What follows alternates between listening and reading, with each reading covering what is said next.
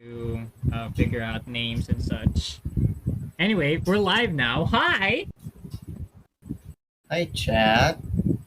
Hello, Bebe. Hello, Mochi. Oh, because your stream at least cheers me up. Ah, thank you, Mochi. I appreciate that. Body hurts and I feel like my head is gonna explode. Ooh. Oh, take plenty of fluids, drink plenty of water, Mochi. Hope you feel better. Hello! It is another Pokemon Dungeons and Dragons session. Joining me today, Hey. I am your humble dungeon master for today, and joining me is Onin. Hello. We have a bunch. I'm very excited about today's session. I'm very excited about this episode for Alexis Mortifer, private investigator. We also added the dice roller, the bottom right corner of the screen, so that you can see everyone in chat gets to see what Onin is actually rolling and what the amount is, so that there's accountability for that, right? And I Thrive think on accountability after all. and then the only other new stuff that we get to see would be the chat induced modifiers. So CIMs, the chat induced modifiers. If you look at the channel redeems, you will see that there are two new redeems: Inspire, Advantage, and Disadvantage. You can redeem that to impose either advantage or disadvantage on Onin's next roll, on Onin's very next roll. But other than that, you are also a chat is also capable of inducing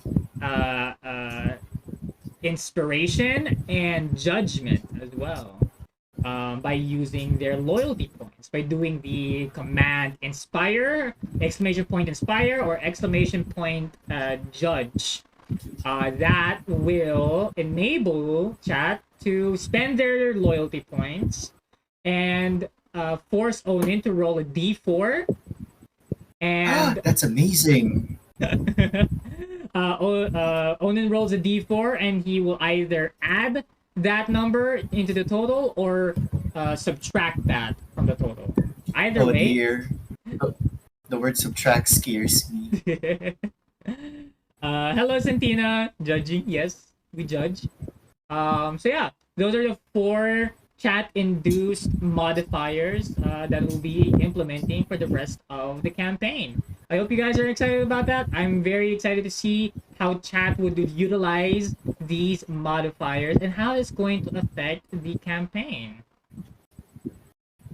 I'm gonna call it now. It's gonna affect the campaign It's gonna affect the campaign a lot. a lot. I believe that. I'm looking forward to that. What are you expecting to happen here with the modifiers? I expect that they're just gonna try and down. It's the only thing on my mind right Okay, all right. now. Creativeness down. If there's anything that I know that Onin does not lack, it's his imagination and creativity. So, finally fix my Wi-Fi. Nice. Hello, Bebe. All right, cool. If I was a Pokemon, I would have adaptability. That's mine. It would be very nice to have that. It would be very nice to have that. All right, cool. So, I hope everyone's comfortable. I hope everybody's ready. Are you ready, Onin? Definitely. Wait, I'm ready. No. Nice. Okay. All right. So, we begin episode 2 of Alexis Mortifer, the private investigator. Alexis, you find yourself in the Pokemon Center. You've been here before. This looks very familiar. You see Nurse Joy by the counter. Standing beside her is her assigned Chansey. You see Pokemon trainers coming in and out of the coming in and out of train of the center, uh, um, giving their Pokemon, giving their team to Nurse Joy to have them healed up. You see a bunch of other young adults just sitting at a corner, just in the lounge area, chatting, having a conversation, exchanging information with their Pokédex. You are you're out here in the middle of the Pokemon Center, and uh, what does Alexis do in the right now? What, Is Timmy with me? Timmy is not with you. You look around and you don't see Kadabra. You don't see a Kadabra. You don't see any. You don't see anyone that you would recognize right away. However, looking around, you do see somebody else. You see a tall. I look around. You look around Yes. and you see a tall, very lean looking person. He looks very old, looks very he looks like a senior for an organization. He's wearing nursing scrubs. You can tell that this person is a nurse in the Pokemon Center. You recognize this person to be Kurt. Kurt waves his hand at you and said, "Hey, Alexis! How you doing? What are you doing here?" I'm just staring. Kurt! Hey, buddy! How are you? How are you? I'm Just doing, roaming around, checking the whole yeah, good, yeah. enchilada about the Pokemon Center, you know? Just doing regular stuff. How about you? Yeah, I'm doing all right. I'm doing okay. You know, enjoying life, enjoying my job here in the at the center. I see that your shift's about to start, and you look as he says that you look down and you see that you are also in your nursing scrubs. Uh, Yeah. I'm just preparing myself for the shift as well. mm. You know, they say gotta get that grind going. I hear you. I hear you. Um, what do you think today's gonna be like? I hope it's gonna be a slow day, like slow burn. Ooh. Well, you know, slow days are there. You know, not a lot has been happening recently, so just the regular day-to-day trainers coming in and out and getting their Pokemon healed. Seen anything interesting lately? Actually, I've just been hearing different talk from trainers here and there. I heard that they're trying to fix some of the local mining here. Oh I think it yeah. has something to do with some buried treasure.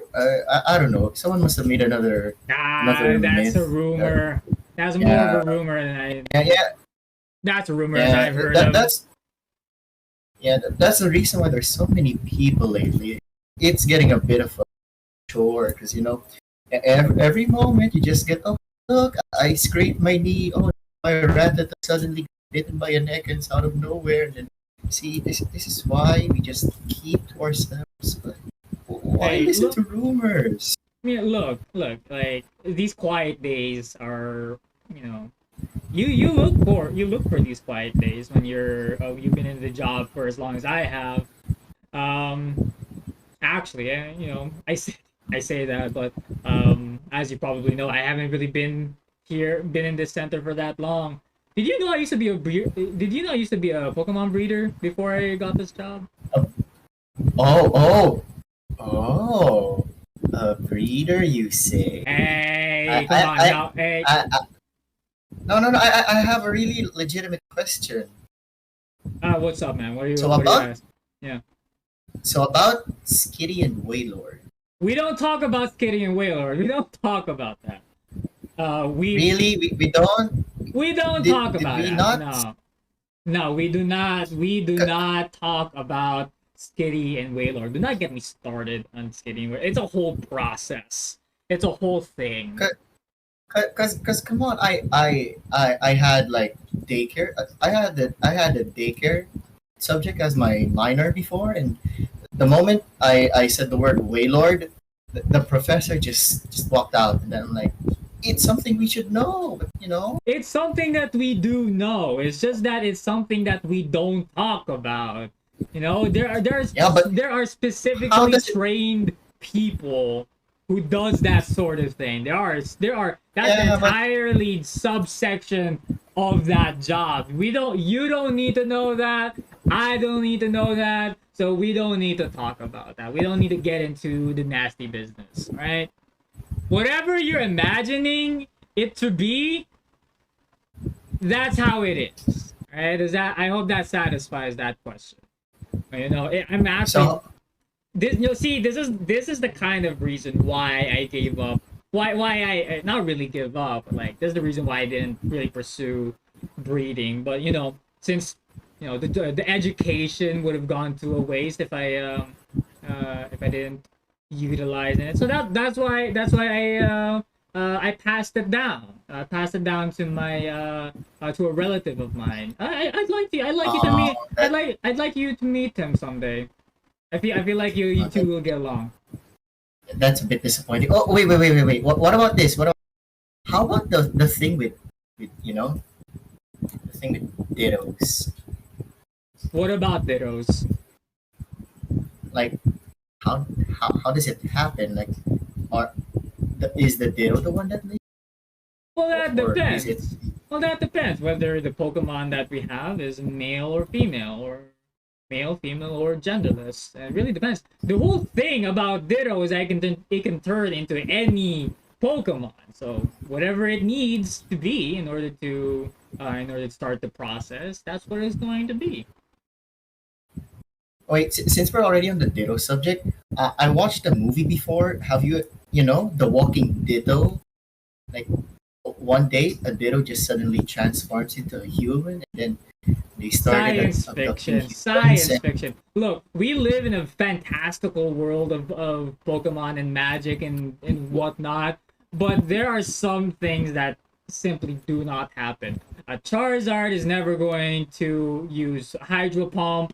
A Ditto is never going to transform into a human, and so on and so forth. There are limitations to this world, and that's something that we can hold on to. That's but don't think too much about it. but was this such an interesting show too? I know. I What if mean, you're a that's. ditto and you're what if you're a ditto and then you're just hiding yourself, huh, Kurt? I Very, mean, if very I'm a sus. Ditto, look. Okay, look. If I'm a Ditto, let me ask you this: why did it have to be you? What? Why did it have to be Wh- you? What do you mean? Why did it have to be? You start to look around, and you're no longer in the Pokemon Center. Instead of tiled floors, all you see Well, is rubble. Instead of pristine walls, you see the walls of a cavern, rocks, and dirt. Instead of the ceiling, you don't see anything. You are inside a cave, and when you look back at Kurt, you see your Kurt is no longer standing up, but Kurt is underneath a giant boulder. oh Blood God, dripping God, out, God, God. blood dripping down from his head. He looks straight into your eyes, and he asks, "Why did it have to be you? Well, wait, Why does it what's have? happening? Why does it have to be you? I told you to What? stay put. Look where that got me. Why did it have to be you?" Wait, there was no other way. Everyone else was preoccupied, and I only I had nothing else to do. You guys needed the manpower. Kurt? You're the Kurt? reason why. And then you wake up.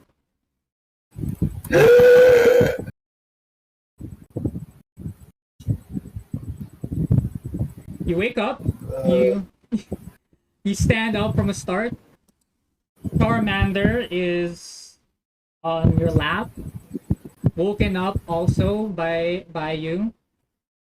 You are in the corner of your office. You see your table. You see the table in front of you. You see your mattress is laid out on the floor,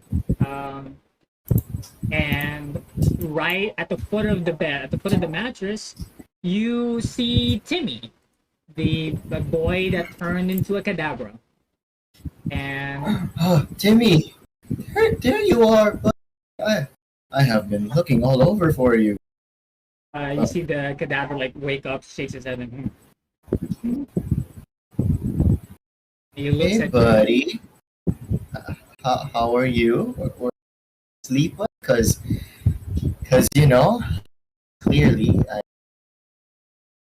I woke up from a nightmare. You didn't read my mind while I was sleeping, right?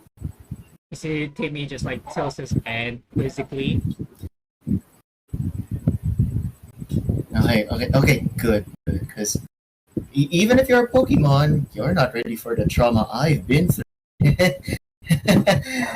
Ah, good morning. As you say good morning, you see Giratina, the Turtwig, Oh, uh, hey, walk in with his flat, stoic face, and he goes, "Turtwig, hey there, buddy. Hey there, Twig. I hope I didn't wake you up so sudden.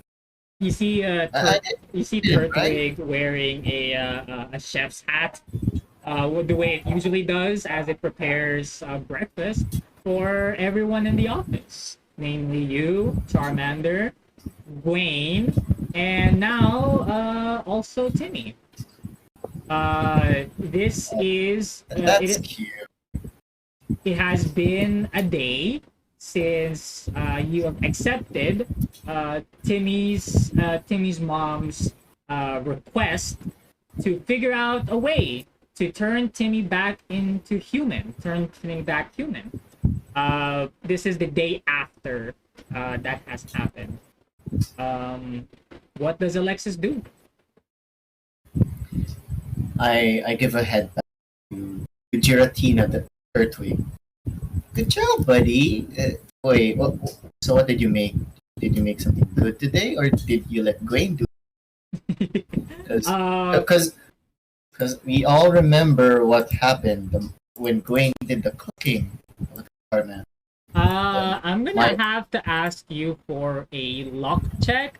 Just a straight D20, no modifiers, no nothing. Just a straight D20 roll.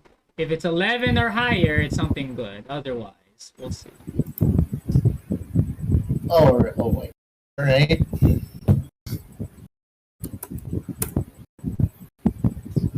Yeah, okay. Okay. Exactly 11. You start to smell the smell of fried eggs, being freshly Oh, cooked, hot off the pan. mm, But you also kind of smell overcooked bacon. Um, uh, I'm gonna that bacon smells nice. Doesn't make me feel queasy at all. as you say that, Gwen, your receptionist, comes in and said, "Hey, boss, breakfast ready." Hey there, Gwen. Did you make enough for all of us? Were you able Oh, to like? oh well, Yeah. of course. I made one for you, Mr. Mortifer. I made one for Charmander. I made one for the Kadabra we got there. You might go for a The, B. the cadaver's name is Timmy. Oh, right. I'm sorry. Call cadaver Timmy. Oh, Thank you. yes. Oh, Thank you so much for calling him that. All okay. right. Let me just help Timmy get up, and then we can all eat downstairs. All right, Timmy, let's go. I extend a hand to Timmy. You guys come down. You come downstairs. You have a good breakfast. Eggs clearly made by Mm, Pertwig. eggs. The bacon is a little bit too crispy and it tastes more like charcoal more than anything. Charmander seemed to really enjoyed it because of that. Um, you now are tasked. You remember you remember the events from yesterday. In that, um, uh, Jeremy von Lavender, a highly respected researcher and adventurer, has agreed to help you in your quest in turning Timmy back human. You remember that Jeremy uh, advised you that to seek out a person named Bill in Cerulean City in order to figure out find the lead in order to help Timmy. Jeremy, on the other hand, is going to go all the way all the way southwest of Kanto, trying to find his own lead as well. And you two agreed to meet up at in Vermilion. Vermilion? No, that was in Yeah. where We agreed. Vermilion. Vermilion. Yeah, Vermilion. Sorry, Vermilion. Yes. Um, that is the plan. You know that the most direct path from Saffron to Cerulean is through Route 5. If you want to go the long way around, you have to go through that cave. So, how would you like to go proceed? This is time. There's a little bit of downtime for you to prepare for your upcoming Mm. journey. I think we'll be going through route. It sounds safe, and we're with Timmy, so I wouldn't want to suddenly scare Timmy with whatever shenanigans in the cave. That's very nice of you, Mr. Mortifer, sir. I'll make sure that we pack enough food for everybody on our trip. Yeah, I mean, technically, have you also like have you seen the recent the recent tabloids, the recent gossip around the city? There's this eccentric man going around. Stands as Zubat. I don't know what he's doing, but they're calling him the Zubat man. It's really strange. Actually, it's really getting me worried. Oh, There are children in those caves. oh yes. The tabloids to sensationalize the current events. But I don't think that Zoo Batman is of any harm. In fact, I've heard that Zoo Batman has actually helped reduce the number of crime around Saffron Oh, City. but is Zoo Batman able to lessen the encounter rate of Zubats in caves? I heard that Zoo Batman can actually turn into a Zubat. Oh, that's actually interesting. You think he'll ever grow into Batman or Pro Batman? That's a very good question, though. If Zoo Batman fights enough crime people, do you think he becomes into a gold Batman? Really? Do you think Zoo Batman is fighting against? Sorry, you're cutting out there, I don't know. Robin. Sorry. Oh, hey Green. Do you think Zoo Batman is fighting against Mr. Mimer? Ooh, I don't know if Mr. Mimer is even real, but if he is, then I hope he does.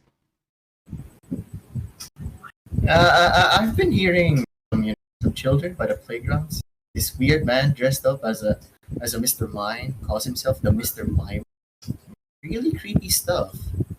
A lot of people have I lots of even gimmicks these days. A lot of people with yeah, different but kinds of gimmicks. I don't like, but I don't think it will really affect our part of Saffron. You know, since you're yeah, here after all, that's Mister Mortifer. flattery will definitely get you everywhere, boy. Thank you for that. I needed that after whatever nightmare I just experienced. Oh, nightmare! You want to talk about it, Mister Mortifer? Oh, no, I don't think we we have the time to talk about it. We have to prepare and then we have to help Timmy settle in. That's true. We need to That's get true. we, So we need to get to Mr. Bill. you're right. I'll make sure that everything that the office is clean before we close up shop, and then we the five of us can be on our way. You see Gwen stand up. You catch a glimpse of the uh, breeder's certificate, breeder's license in Gwen's inner pocket. You know the breeder's license did come from Kurt. Um, you remember the dream that you had last night, and remembering very clearly that that part about Kurt talking about being a breeder before was actually did actually happen. Um, how did Alexis meet Dwayne in the first place?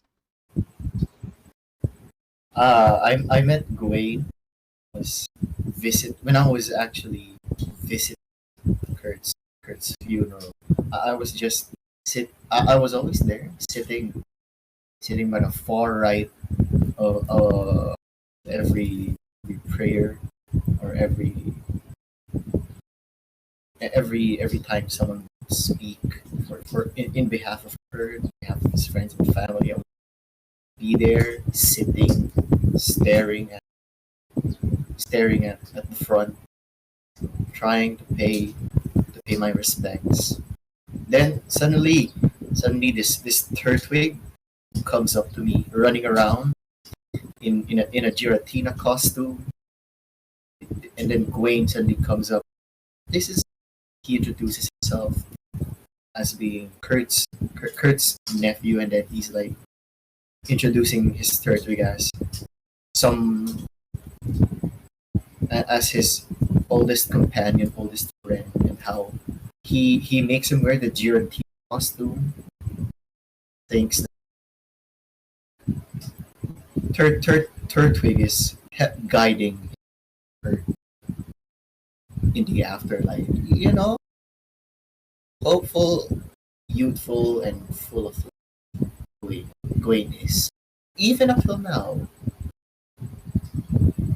You see Gwen washing the dishes after your breakfast, packing all of the essentials for travel, heading towards Cerulean City. Where do you go from here? I check my Oranberry plan and see the progress it currently has at the moment. You see that one of the you got 3 pots of orange berries, and one of them has actually died. But the rest seems kind of okay though. Is that like it's sprouting a little bit, but not enough for it to actually bloom. Not enough for any berries to actually start appearing. Hey Gwen, since we're gonna close up shop, why don't we leave these Oranberry pots just outside the port? Uh, get some sunlight, and whatever rains, at least we'll get some nutrients. We could just Oh, leave a note outside and then be like, take whatever you need. Just remember to replant. Mm. Oh, yeah, that's a very good idea, Mr. Mortifer. I heard on the news that it was supposed to rain today. So the plants would very much be happy about that. I'll take them out Oh, when we close up. oh no, no, no. I could take them for you. It's the least I. While you're washing the dishes, so we can save up on time. Oh, thank you, Mr. Mortifer. I'll take care of everything else. Okay. All right. Let me just move these two pots outside the porch. You all right? So, you take care. That's already taken care of. Your uh, two pots of a berry orange berry plant has been left outside. So what do you do now? Uh, was I also able to write the note? The note. Yes. Take whatever you need, so long as you reply. All right. Hmm. I guess what's left for me to do is pack my own things for the road. Uh, Let me see. I rummage around my closet. I see some black clothing, Mm-hmm. black article, black clothing. I place them into my backpack, all tightly folded. And then shout. I call out to Gain. Hey, Gain, remember that one time when we were into playing instruments? I'll be bringing. I air quote. I'll be bringing that. Wink. What you got? You're gonna have to what are you bringing? You know, the clothes that we used to wear when we were in that band phase of ours. Oh yes, I remember those were good times, Mr. Mortifer. Very good times. Yeah, yeah, yeah. I'll be bringing it just in case. Oh wait, have you seen where I put my contact lenses though? The blue ones. It should be by your bedside, Mr. Mortifer. I said it there myself last night. All right, thanks. I put the blue contact lenses in my. You do have in your backpack. You are able to put in all of your clothes, your items like potions, pokeballs, everything that you currently have in your inventory, along with extra sets of clothes. Um, you all while you're packing, you hear a knock out, on your um, on the blinds, on the metal blinds in front of the store, in front of your office. Um, Mhm. and you see that it is Jeremy von Lavender, the renowned researcher and adventurer. What is he doing such on such short notice? Let me Uh, just check it. Hey, I opened the blind. I open up the blinds, open up my window. Buddy, Alexis. I just wanted to drop by. Your friend at the precinct told me where you lived. I just wanted to say hi. Just want to meet up with you one last time before I head out. You're good to go for to Cerulean, right? You're looking for Bill, remember? yeah. Don't worry. I didn't forget. I didn't forget. Thanks for reminding me, though. Oh, by the way, should I prepare anything to at least give Um, to Bill, or should I just go there as myself? Do I need to like send him an email or a um, notice? the thing is with Bill is that he doesn't actually do well with any form of communication, which is funny that considering his line of work.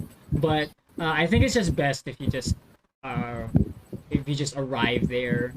I'm sure he wouldn't mind. All right, so it's showing up unannounced. I like the way he thinks. Mm. Noted. So I'll be on my way, chasing my own leads, and then we'll meet up in Vermilion. Sure, sure. Me and my whole company will see you there when we get there. All right, cool. Good luck, and I guess I'll see you soon. Sure, sure. Safe travels, my friend. As Jeremy leaves, what would you like to do now to prepare? Uh, Gwen. Why won't you, Turtwig, and Timmy meet me at the front of the police station? I just have something to drop off there. Okay, Mr. Mortifer, we'll make sure that everyone that will wait for you there. All right, thanks. Then I'll approach Timmy, and then I look at him right in the eyes. All right, Timmy, you will be with Gwen for now. I'll just drop off something at the police station.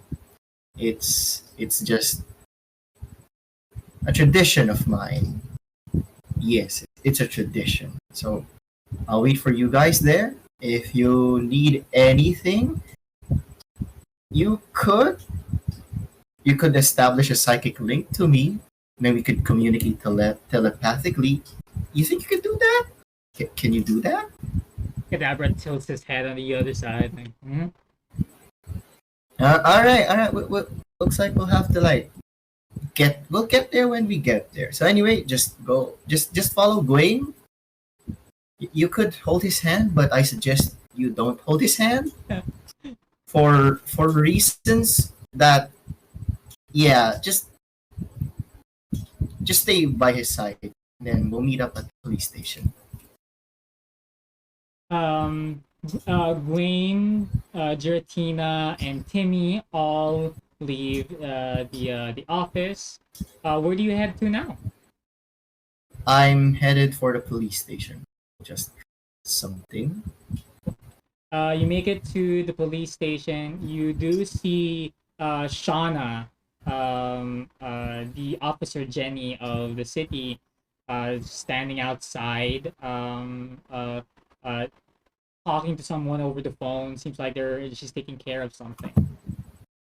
I just wave at her, and then I signal her to wait. I signal to her that I'll just wait for her to finish, and I just sit by the sidewalk beside her. Shauna sees you and she says, "I'll call you back," and she drops the phone. She walks up to you. She's wearing her uniform, so she doesn't sit next to you by the sidewalk. And she says, "Where are you off now, Mr. Boy Genius?" Well, I'm pretty sure Lavender was able to update you on the situation at hand. Has he though? Oh, Has he? oh yeah, Jeremy. Yeah, he did come by. He asked me for a couple of things. It's your tuck her hair behind her ear, and she said, and I heard that you're on your way to Cerulean. Yep, we're on our way to Cerulean. I'm just gonna wait for Gwen, Timmy, and Turtwig to get here. I told them this would be our meeting spot because I just have something to off. Drop off what? I rummage my backpack and I hand over a half of a half of an old police badge. Then remember this. Remember our training days. You have the other half. I have the other. We got we got it from our mentor. And as per tradition, whenever one of us would suddenly leave the city, or if ever we're going on a long trip, the other holds the other piece. So if something happens, To the one who left, at least the badge is still intact. Yeah, yeah. It's really sweet, Alexis, that you still remember that. Um, yeah. All right. I'll hold it on to you. I'll hold it. I'll hold on to it for you. Alright, thanks. So anyway, that's all there is for my visit. Just an old tradition. You know, All right. old habits do die hard. They do. They do. So yeah. Do you need anything else from the precinct? Need any help packing up or anything? You need any? I don't know if I don't know if we can provide you an escort or something, but Oh no no no. There's no need. I just wanted to do this. Then all I right. just I just All right. walk away, and then I'm like, till the next time we meet. You know, hopefully. I jokingly laugh. Hey, you know we know that we don't joke about that. I know, I know. Don't worry. I never nothing extreme has ever happened to me since that Nothing incident. And extreme happens to you, Alexis. I almost arrested you yesterday for what seemingly looked like you were participating in an illegal fight club. What do you mean? Just you stay know, safe and take an umbrella. yeah. It's probably gonna rain today. Oh no, no worries, no worries. It's fine, it's fine. I have my jacket in my bag. If you say so.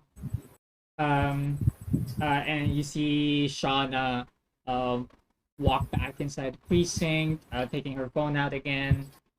Couple of minutes later, everyone else, Gwen, along with the two other Pokemon, meet up with you.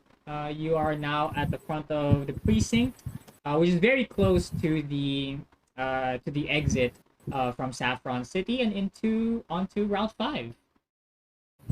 All right, team, we're moving out. As yeah, you leave Saffron City for the first time in a long while. When would have been the last time that Alexis left Saffron City? Oh, the last time I left Saffron City was when I was on my medical retreat or medical mission, or when I was at my medical on the job training. Yeah, it's more of a part time when Alexis was going in and out of every town. Then the last time he was out was the incident, the mining Hmm. incident. That one.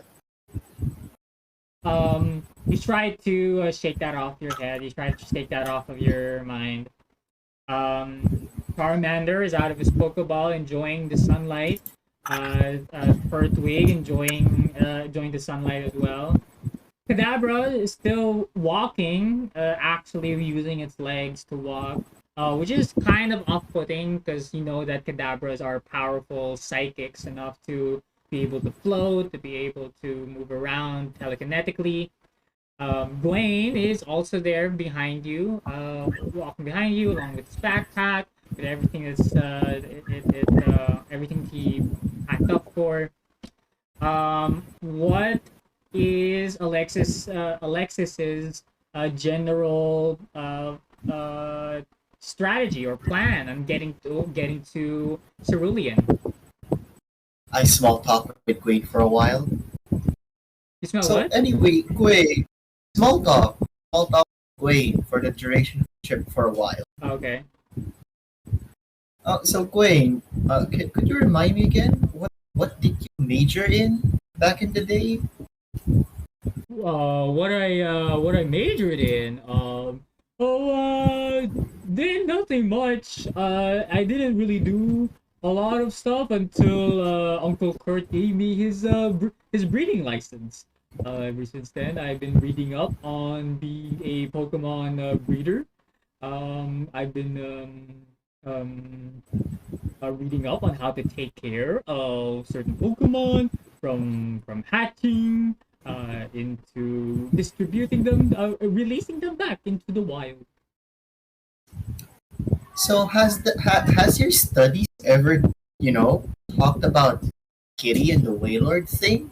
I've heard a lot of people mention about Waylord and Skitty, but I don't. They don't. They never tell me anything straight. They never tell me anything. So technically, you also Kitty Waylord. Sorry, you're cutting out. So technically, you also don't know about the whole Kitty and Waylord. I don't know that either. I had nothing. I apparently there's a it's a different specialization for breeders. In order for them to start that process. Especially for special cases such as like a Waylord and Skippy. I never. I haven't gotten to that part yet. All right, I see, I see. Well, no use pondering about that. Mm. So Um. anyway, what's up with you these days? Knowing that I'm always uh, out of the office, doing freelance work. Oh. I usually just wait for you to come back.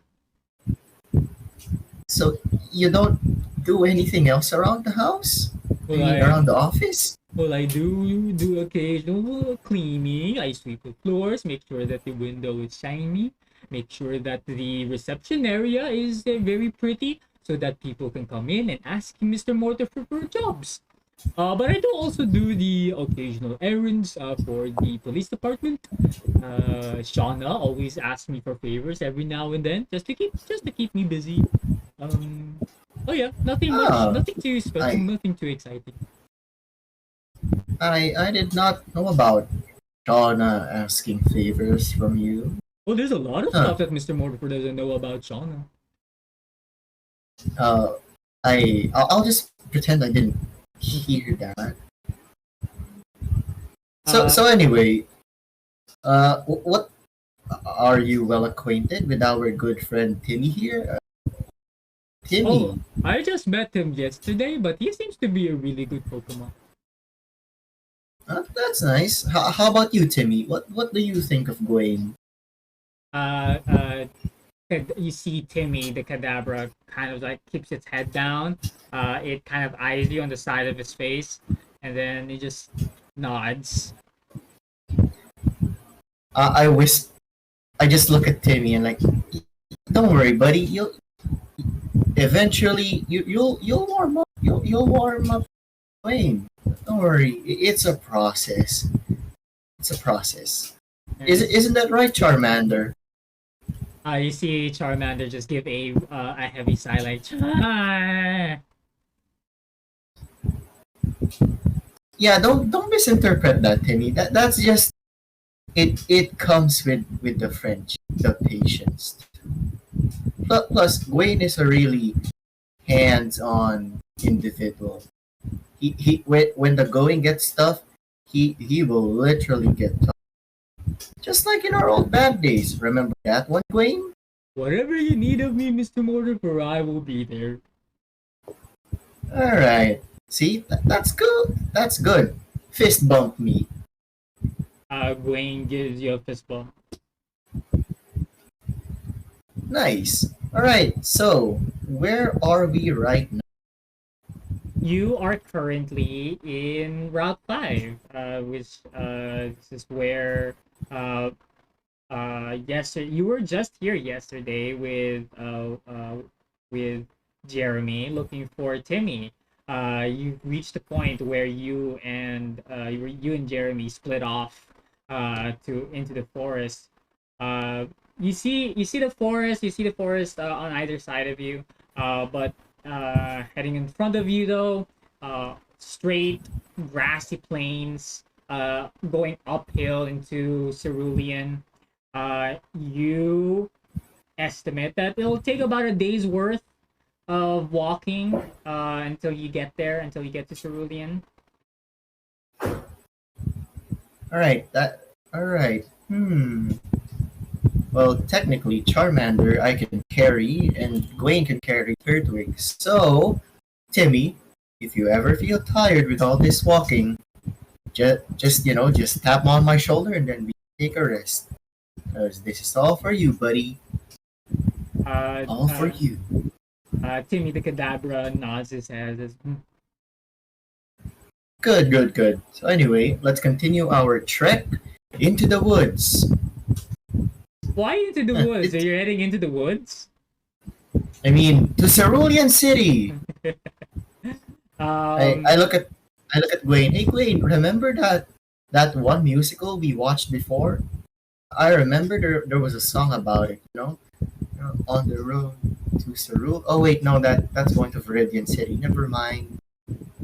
It would be nice though if we had some tunes to listen to along the way. uh, uh, as you and your party walk down Route 5, I'm going to ask you for a nature check. Okay, here we go. Nature check. Either nature or survival.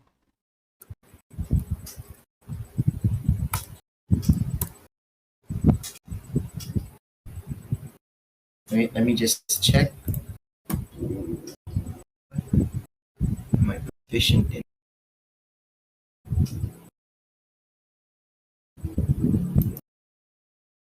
20. What'd you get? I got a 10. You got a 10. Hold on.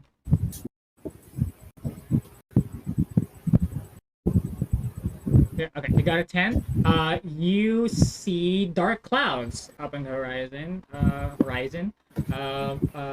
coming closer to you. You do remember Gwen and Shauna mentioning something about the rain. So you expect what with a 10? What do you think Alexis expects?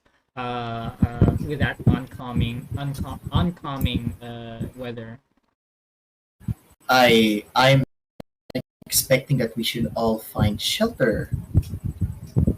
I tried to look for a cave or a place we can crash for the until the storm or the rain passes by. Give me another survival check to see if you can find find a cave of some sorts. Oh dear. 18. 18. All right, cool. Yeah, you the rain, expecting the rain to come in. You were able to make quick work and were able to find a cave, which is kind of near the clearing where you first found Timmy out here. So everyone, it's the cave that you found was very spacious, enough room for everyone to lie down comfortably. The rain starts to come down. The rain starts to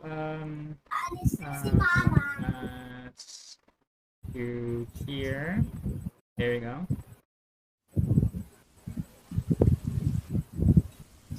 So the rain starts pouring down, but you also start to hear some thunderstorms and start to see flashes of lightning appear every now and then. Um, you also start to see the trees starting to sway from the wind. With the 18 survival check, actually turned out for the best. Turned out to your advantage because you, judging by the storm, if you didn't find this cave in time, you and the rest of your party would have been stuck in this apparently storm that's happening. Oh god. That's good. That's good. So anyway, since we're all this small clearing at the moment, Charmander, get back in your ball. Commander comes, returns into your Pokeball. Good, good, good. Oh yeah, Gwen, you don't happen to have some matches lying around? Well, I stopped. I stopped using matches ever since I started living with Charmander. yeah, but I'm just worried that the rain might be too strong. that the wind might be too much and it would put Uh, Charmander's flames out. So you know. well, oh well, let me check my my sack if I have any. Oh sure. I'll also check my bag. Uh, uh, Hmm. neither. Wait, unless you have anything in your character inventory that says otherwise, neither of you have any matches. Oh, I have 5 candles. I have a lantern with me. Oh, nice. I pull out a lantern out of my bag. I uh, have a lantern. uh, that's Mr. Mortifer, always ready for any situation. Yep. And now, is this an electric lantern or a manual lantern? I am going to say electric lamp. So All it right. does have a charge. It does have a charge. All right. Cool. Now let's turn it on. Uh, it does work. Your the cave illuminates from your lantern. Whew, Um, nice. what do you do now? Oh wait. I rummage my bag again. I pull out I pull out the jacket, my black jacket, and I hand it over to Timmy. Timmy, here, if you're feeling cold, you can use my jacket.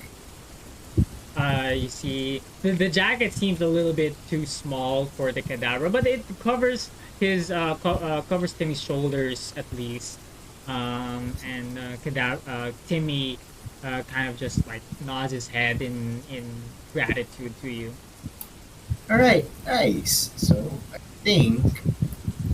think what we should do is take turns sleeping for a while. So I'll be taking first shift. Timmy and Wade both go to sleep. Go take a rest. Because this storm looks like it's go anytime soon. Gwaine says, "Well, if you're sure, Mr. Mortifer, I can actually take the first shift with you. We can let our Pokemons take the rest." No. It's better that you take a rest first. You and Timmy take a rest. Then Timmy can you and Timmy can take the next shift after. So so If yeah, you say so, go, Mr. Mortifer. go take like three or 4 hours of some of rest.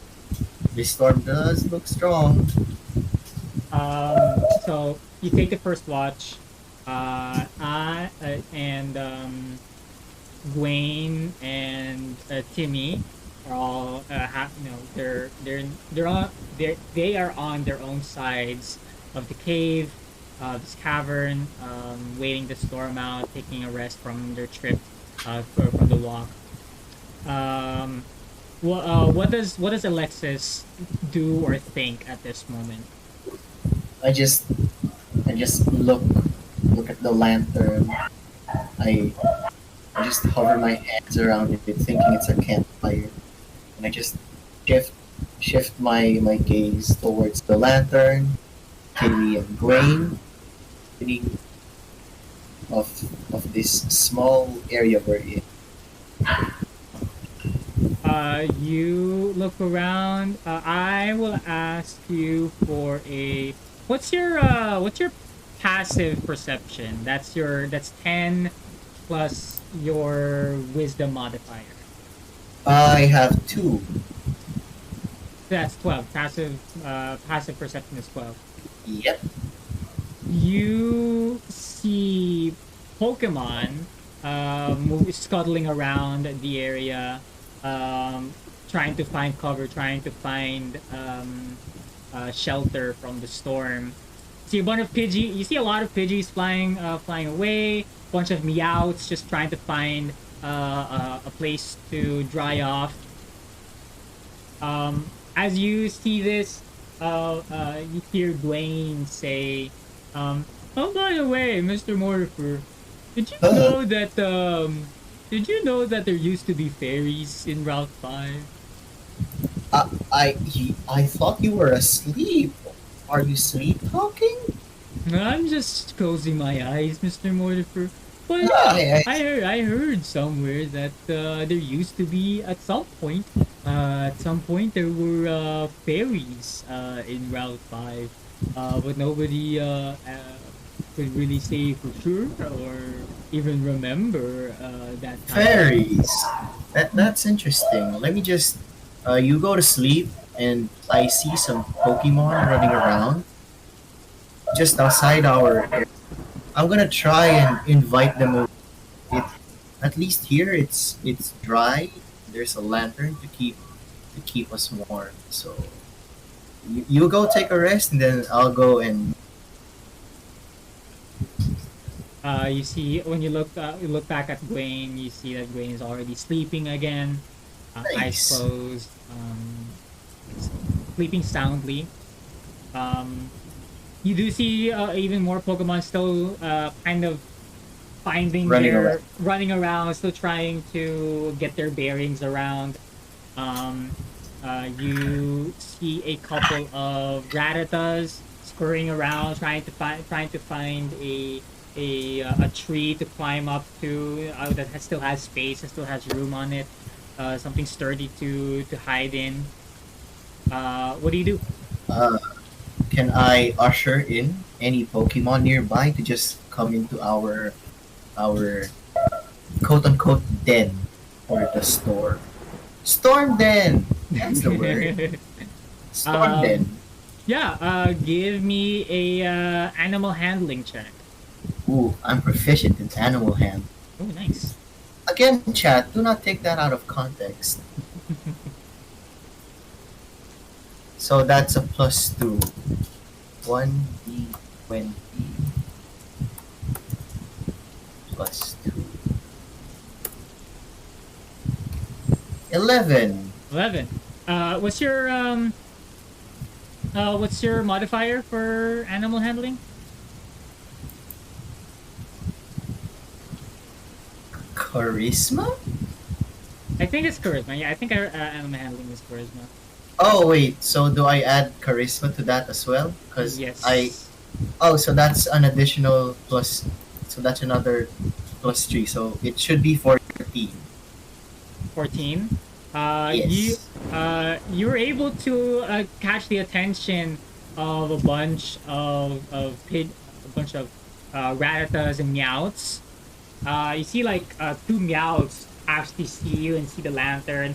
They seem to be smart enough to understand what's going on, and you see one of them kind of approaches you, kind of um, uh, uh, cautiously, and then it just pulls on, runs into the cave, followed by its friend. So you're able to find shelter for two Meows. Um, Nice. Shortly after, another single Rattata was able to find its way into the den as well.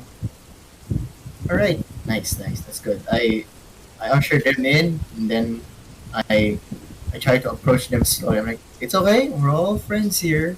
Just come over here, circle around the lantern. Then we can get all cozy up in. Are you guys hungry? Do you want food? You Uh, need anything? they they seem to be looking at each other and they kind of nod their head, yeah, saying yes. All right, cool, cool, cool. I have ration, so I'm gonna guess a day's worth of rations is enough for you guys. So I rummage my bag. I open 1 day's worth of ration. I offer it up to the Pokemon by the lantern. Ta-da! Oh, so yeah, the two Meowths and the Rattata all share your rations with share your rations. And they seem to be very happy. They seem to really like that. That's Um, good. um, During all of this, I will ask you for a what are you doing at the moment? Like, are you just watching these Pokemon eat your food? Uh, I would be watching them, then shifting my gaze towards Timmy and Gwen, and then back to the entrance of our storm den. Hmm. You watch these Pokemon eat. You watch over Gwen and Timmy.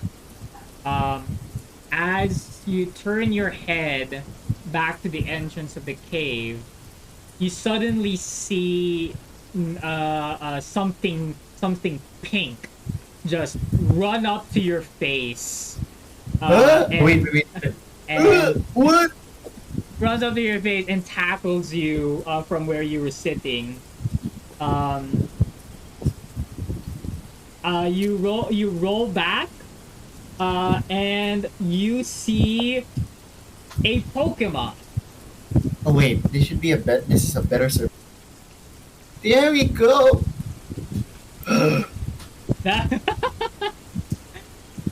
You see this pink Pokemon with its with small stubby arms, large feet, with kind of large feet, tusks coming out of its mouth, a wet nose, and what looks like to be a dress. You are actually looking at A snowball. a Snubbull, yeah. For anyone who doesn't, okay, hold on. That's the one. Here we go. You see a Snubbull. Enter your storm den. Aren't you a cute little thing? You look at Snubbull, and Snubbull doesn't seem to take notice of you specifically. Uh, It keeps looking around as if it doesn't know where it is. I, uh, I, I, I don't touch it, but I try to catch its attention. Like, hey there, little buddy. Are you okay? Do As soon as do you you start, need as soon as you start anything? speaking, Snubbull looks at you and just kind of like freezes a bit. Um, is looking around.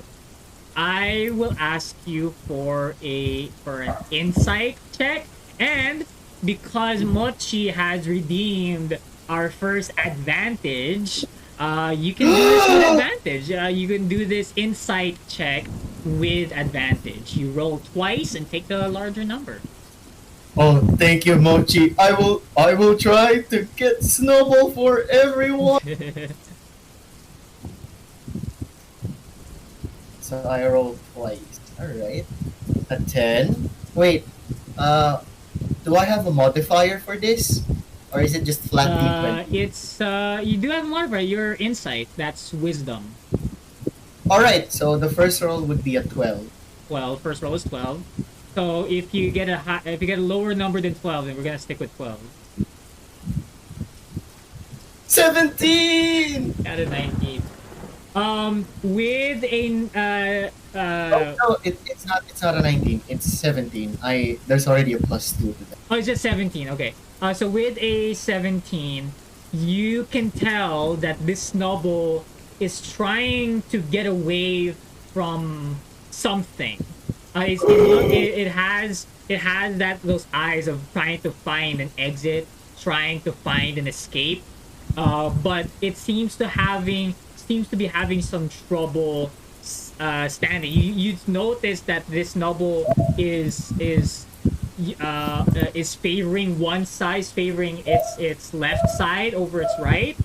So it doesn't seem to be standing like very firmly. It looks very skittish, like it looks very alert. What do you want to do? I look at the Snowball like this, and like, oh no. Are you okay, Snowball? Did you just download a lot of Anya PNGs for expressions?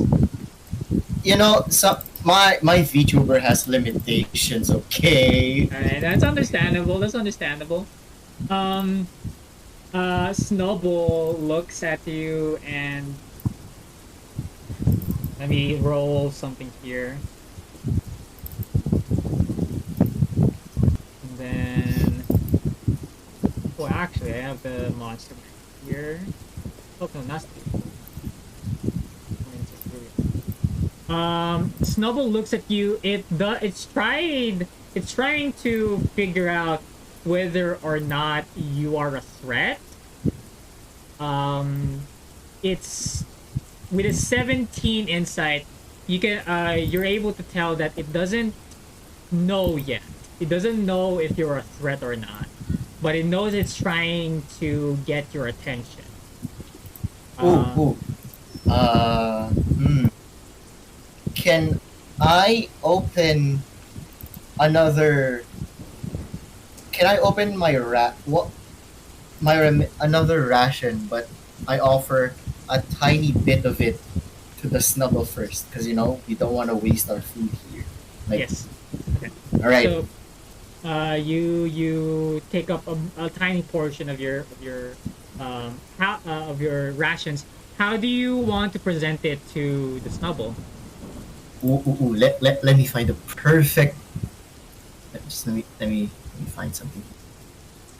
Mm, mm. I offer it like this, still in amazement. Do you want some rations? um uh Give me a persuasion check. So that's your charisma. Oh my god, my charisma. This is your time to shine. 20 plus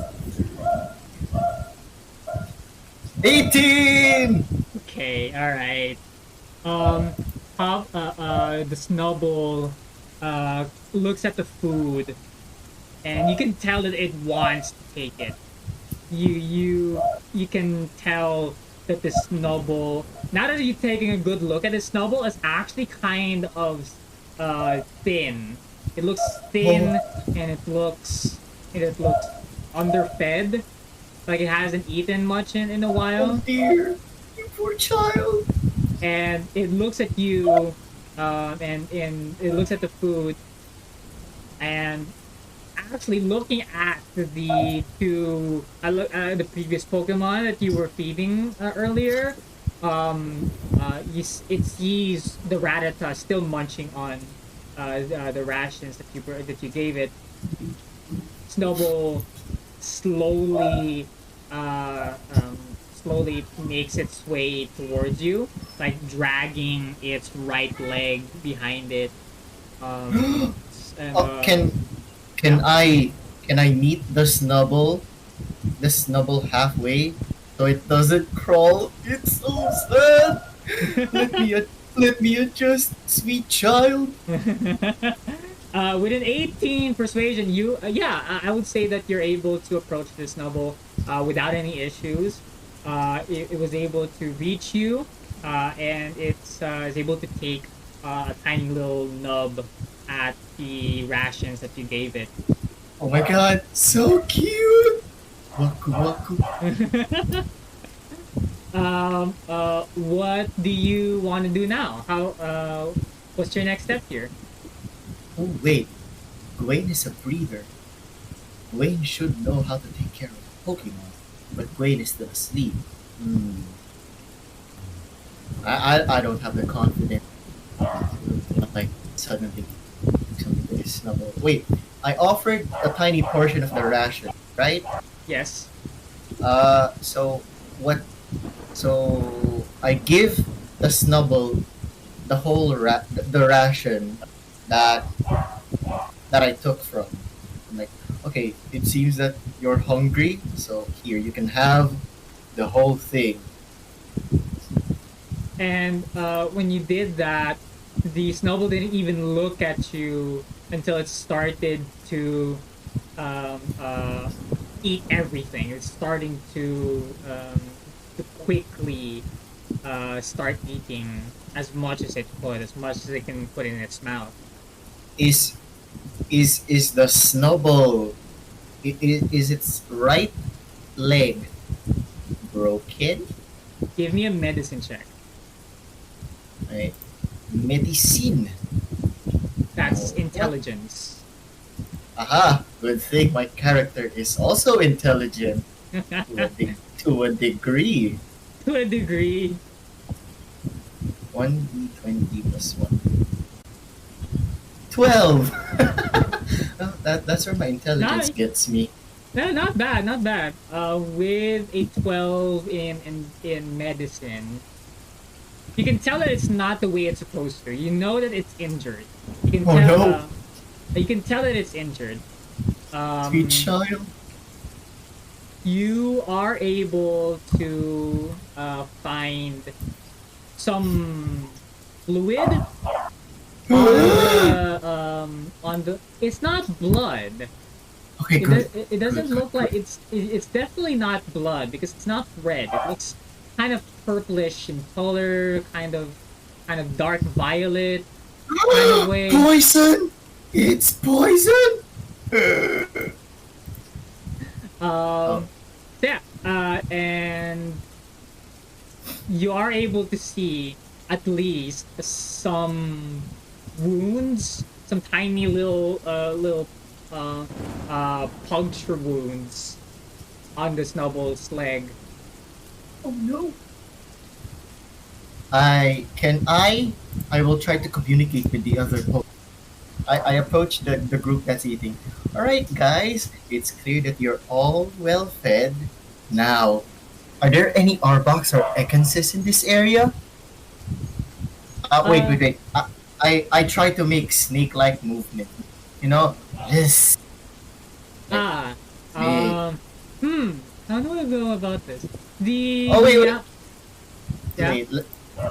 For better or not, let me just turn purple for a bit. Like, see, snake, snake, snake. um, uh, give me a performance check. Oh my I'll, I'll, god. I'll count as a performance. This is still using your charisma. Yes. R1 20 plus 3. 18! You gave such a convincing performance, convincing imitation of an Ekans that the one of the meows almost believed that you actually turned into an Ekans. Oh my god. Wait, wait. I need. There's an Ekans in the area.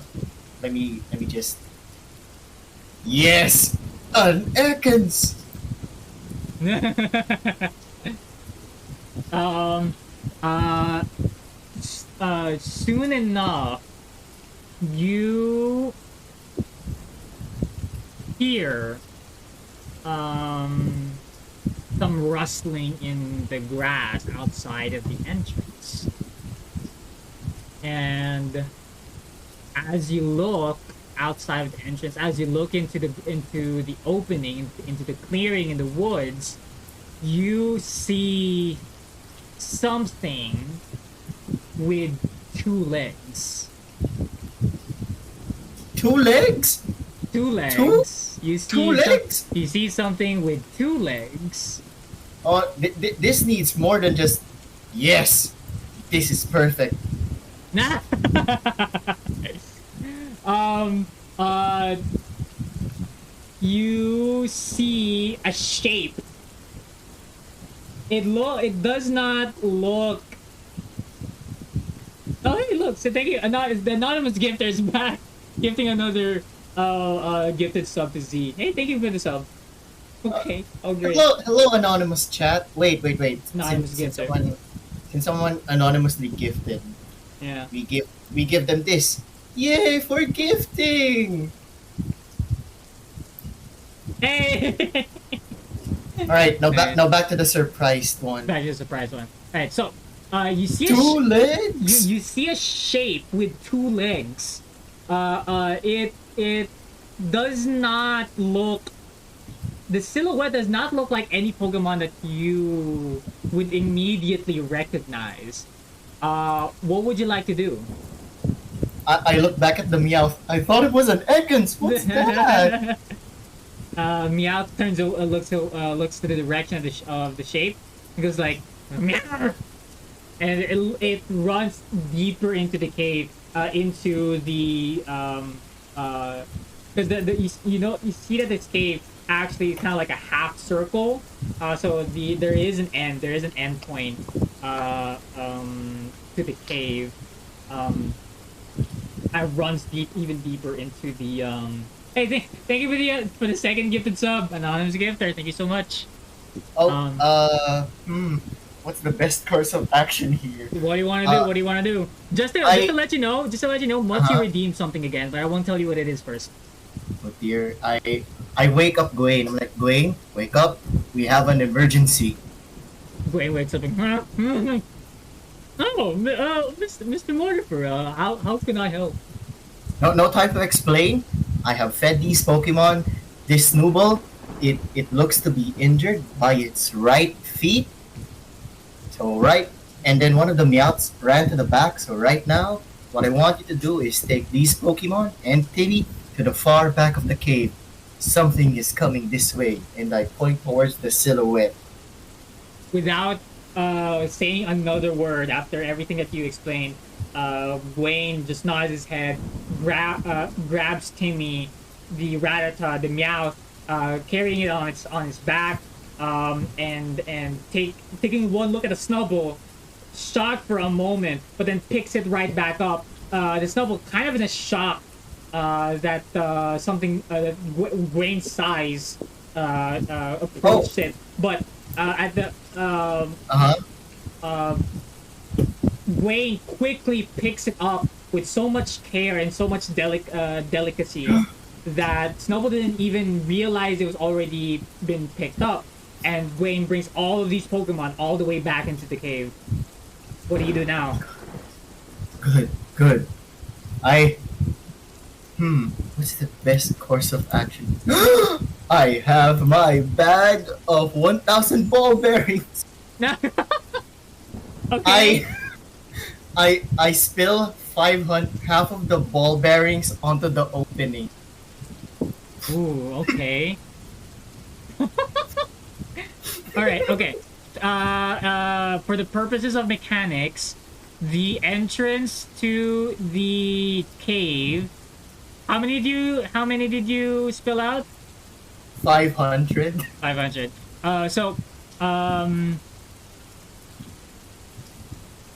The entrance to the cave is now considered as difficult terrain. So it takes, if you want to traverse it, it takes half your movement in order to do twice your movement in order to do so. What now? So that's set up. You got ball bearings set up at the base of the cave. I check for my other stuff. I have 10 feet of string in my bag. I set up a tripwire after the ball bearings. Can I do that? Give me. I will count this as a survival check. But, like I said, Mochi did redeem something. You're gonna have to do this survival check with disadvantage. My only weakness. And Alright. I'm gonna tell you why. I'm gonna tell you why in a bit. Just let me know what you rolled. Just a flat D20. No other. What's your modifier for survival? I think survival is wisdom. Okay. +2. Oh no! I know what we're gonna get. I don't know. I don't think you do. We got an 8. You got an 8? The 8's the lowest. 8 is the lowest. Okay. Okay, you got an 8. So, you you're able to set up a picket on one end of the entrance. You're able to set it up with a hammer, tie it up with the wire. But as you go to the other side of the cave I, entrance, you slip I on the food rations that you were giving the meowths yep. and the ratata earlier. You slip and you fall down, and then you will actually have to take a little bit of damage. Let me just figure out how much that is. You take 2 points of bludgeoning damage, since you also fell on some of the ball bearings. Yep, I saw this coming. Wait, just to be clear, Yeah. one one end of the string is intact to something, right? Yeah. Okay. I have a way to go around it. I You when you fell on the cave floor, you see the silhouette kind of like shift suddenly, and it seems to be looking around. What do you do?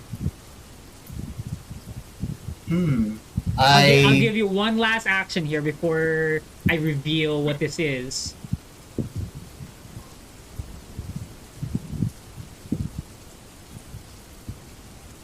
I stick I stick to the cave wall to the cave's walls while still holding tightly onto the string. So you're still at the other end of the cave wall of the cave entrance, Yes. but you're holding onto it. Okay, gotcha. Right. So I'm like the other end of the tripwire. Okay, other end of the tripwire. Okay, gotcha. Um, in that case, so what'll happen here? I'm gonna roll for another perception. Wait, I need to show how worried I am about worried.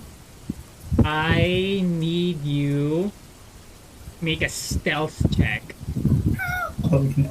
Oh and no! I'm going and number one because the Hmm. Bell actually redeemed something as well. You're gonna have to do this stealth check with disadvantage. I saw that coming too. Alright, so it's dexterity. Oh, okay. One or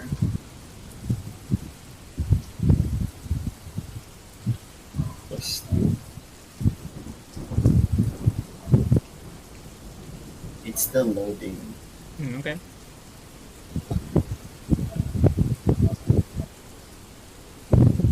11. 11 for the first roll. 17 for the second roll. So we're sticking with an 11.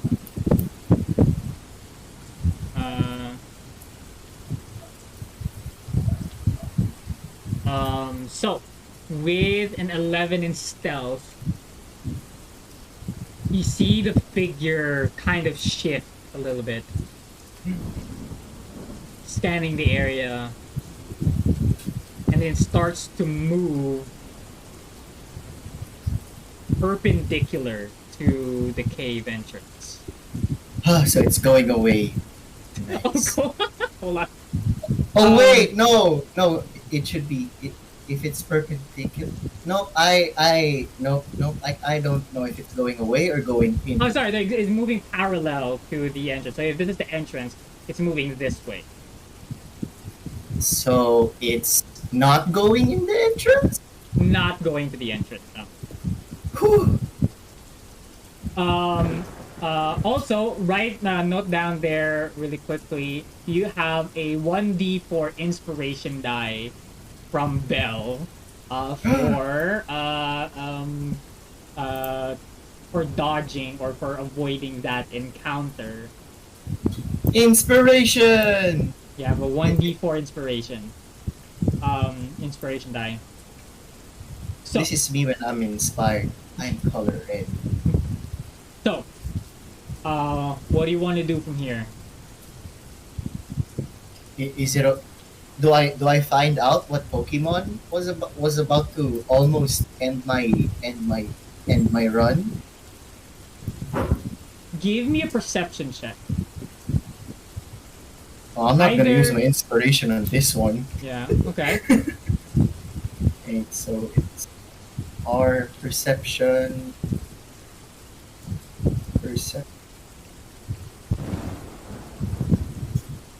modifier.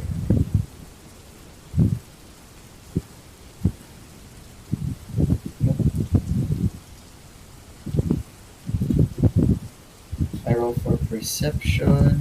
That's wisdom. Yeah, is alright. That's a +2 again. 1, 20, 18. With an 18 perception, you were able to uh, look through the rain and wind and trees. The sky is extremely cloudy, so there's not a lot of sunlight being able to cut through it. But you're able to look, stay still enough to figure out what this figure was. With an 18 perception, you know that this figure was not alone. It was with Oh. something else with 4 legs.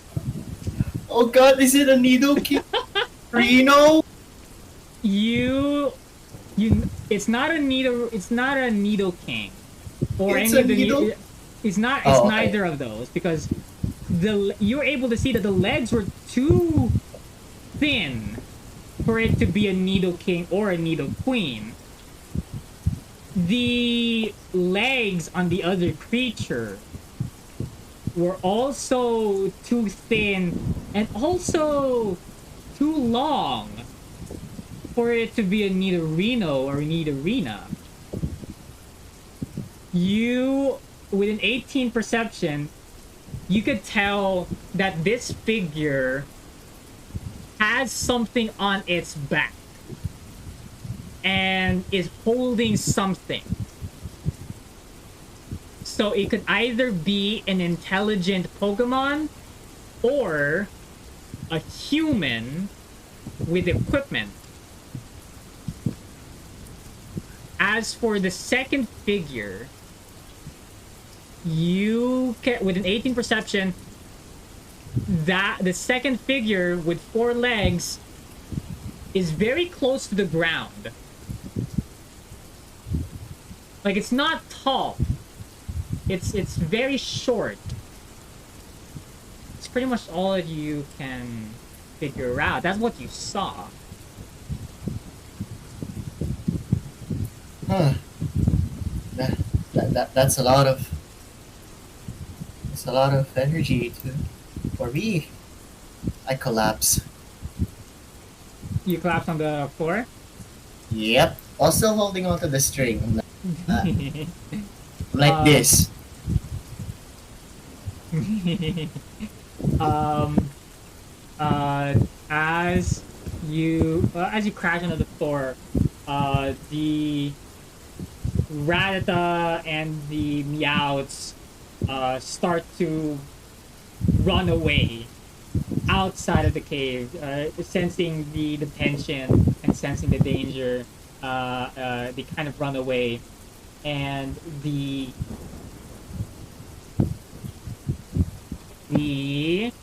Meowth, one of the Meowths, actually tripped on one of the ball bearings, and Oh. it creates a noise. Oh! I As soon as flinched. you hear the Meowth cry because it fell on the ball bearings, as it fell on the wet, cold ground. And then all of a sudden, you see a flashlight in the direction where the figure came from. God damn it! When can I get a break? You actually hear somebody call out, and they say, "Hello? Is anyone there?" I shout, please don't kill us! I'm looking for a Pokemon. I'm trying to find it in the storm. Where are you? He can just hear me crying in panic. Your crying panic, crying panic. It was enough for this person to locate you and find you, and find your cave. You see that it was the same figure that saw earlier. It was in fact a human person carrying a backpack, holding on to a flashlight, and right behind him is an Ariados. Spiders! Let's put this up right here. There you go. See an Ariados behind this person. You see him. Hello, friend. I'm sorry. I didn't mean to startle you. I'm actually just looking for my Pokemon. Get that Ariados away from me, man. Get it away. Oh, don't worry, don't worry. She's harmless, mostly. Wait. She's harmless, you say? Yeah, I'm sorry. Can I come in? I'm kind of getting drenched under this rain. No. Doc, you can come in, but the Ariados, it stays by the opening where it doesn't get wet, but no more than that. Give me a persuasion check, and because Mochi just redeemed this, you do it with advantage. Yes, I hate spiders. Persuasion, that's charisma. Yeah. Dirty 20. Dirty 20, okay. So see see if you can get an actual natural 20. Oh, I got one! Okay. Natural 20. Okay. Thank you, Mochi, for that advantage. Let's go. I hate spiders. Thank you, Mochi. This guy says, yeah, of course. Hey, Ari, can you just stay here for a while? Just stand back. The guy seems a little jumpy. He comes in, and you see he's wearing this safari clothes, safari wearing clothes, like camper's clothes, kind of a cardigan, a vest, and it's wearing a fisher's hat, has a backpack on him, holding a flashlight. You also see him holding on to a Pokeball. He says, hey, he shuts off his flashlight. He says, hey, sorry, I didn't see your lamp earlier. The rain was crazy. I'm sorry. Have you seen a Pokemon here lately? I'm trying to find it. It ran away from me for a moment. What kind of Pokemon are we talking about? It's short, it's pink, and it turns around and it sees Wayne holding on to the Snubbull, and then the guy says, "That's it. That's my Pokemon. I've been looking everywhere for you, buddy." I move in front. I move in front of them. I'm like, wait, are you sure that's your Pokemon? Yeah, that's my Pokemon. That's my Snubbull. We were camping out and it ran away from me. Suddenly, I've been looking all over for it. Well, why do you think it was running away from you? The Snubbull is kind of new. She just hatched from an egg a couple of days ago. Maybe she got afraid by the thunderstorm. I see. Very Interesting. Uh, you were camping. Mm, Yeah, so so like I just it, need if I could just get her back into this Pokeball, I'll be out of your hair and we'll head back to our camp.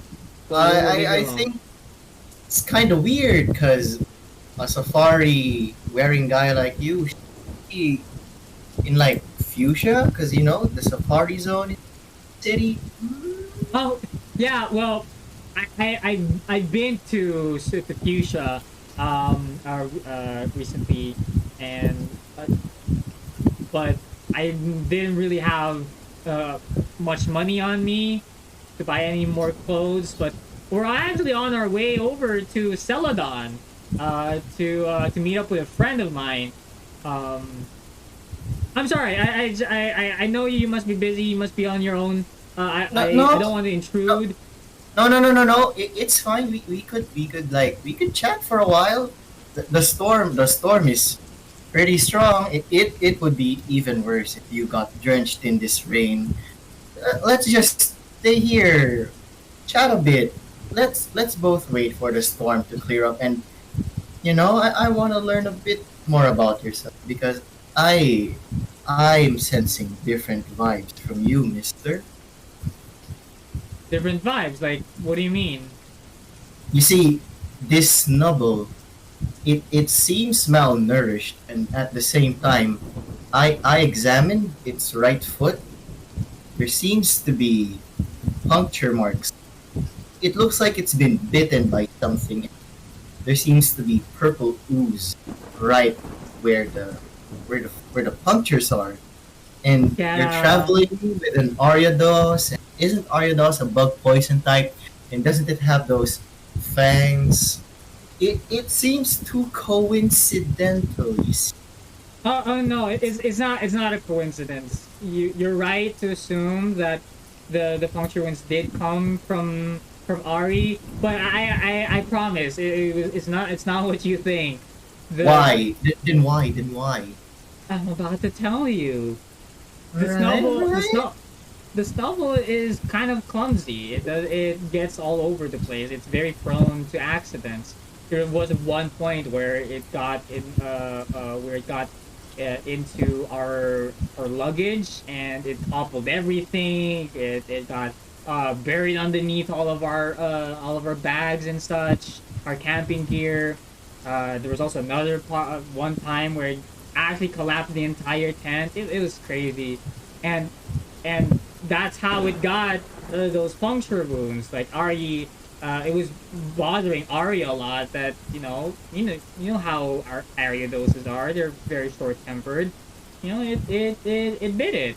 So Huh. that's why I was such in a hurry, and so that's why it was really urgent for me to find Uh, that snubble for me so that I could take care of it. I knew that it how, had an injury. how long has this snubble hatched from its egg? A couple of days ago. A couple of days ago. So technically, it's a newly born Pokemon. For that newly born have should be given enough nutrients so that it's healthy. So why is it malnourished? That's actually why I'm meeting up with someone so that we could get that snubble taken a look at. I know a I friend. don't I have a friend in Celadon who has a breeder's permit, so that he could probably take a look at it, figure out why the snubble. It doesn't even have an appetite. We've tried feeding it, but it doesn't seem to be hungry. Let me stop you there, buddy. It has no appetite. I just fed this novel a day's worth of rations and it wolfed down on it. I guess it likes your rations. No. That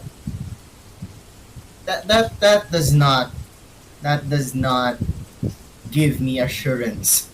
It like I air quotation mark. It likes my rations. Oh, interesting. You know, my friend over there, Gwaine, he's a breeder himself. He's been studying. Why not get him as a first opinion on what's wrong with the snubble? Hmm? He kind of eyes you for a moment. and he says, "Sure, he will save us the trip."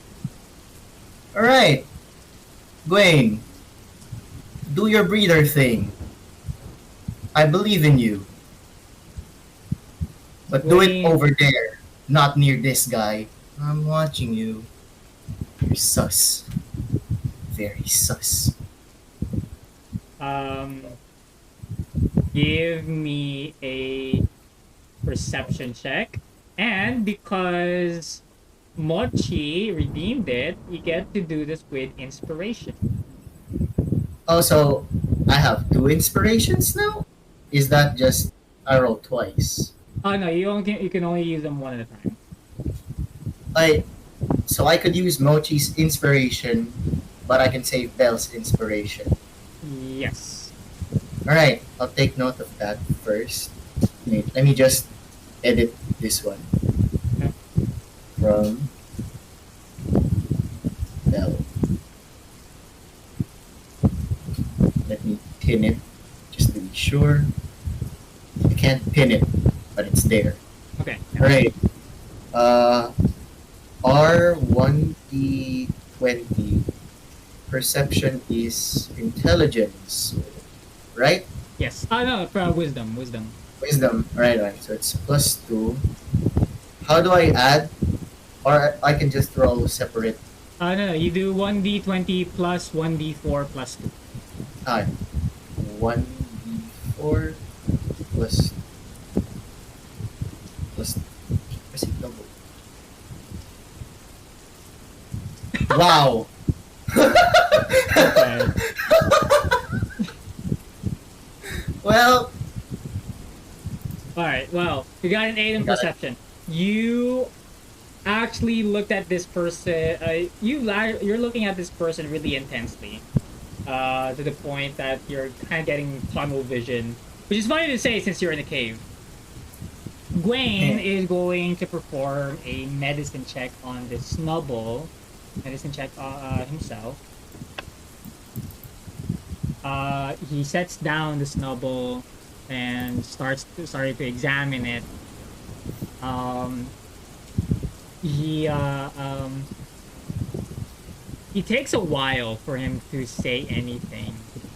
And the guy actually got a little bit impatient. He says, "So, Mr. Breeder, what's your diagnosis? Is my I Snubbull going to be okay?"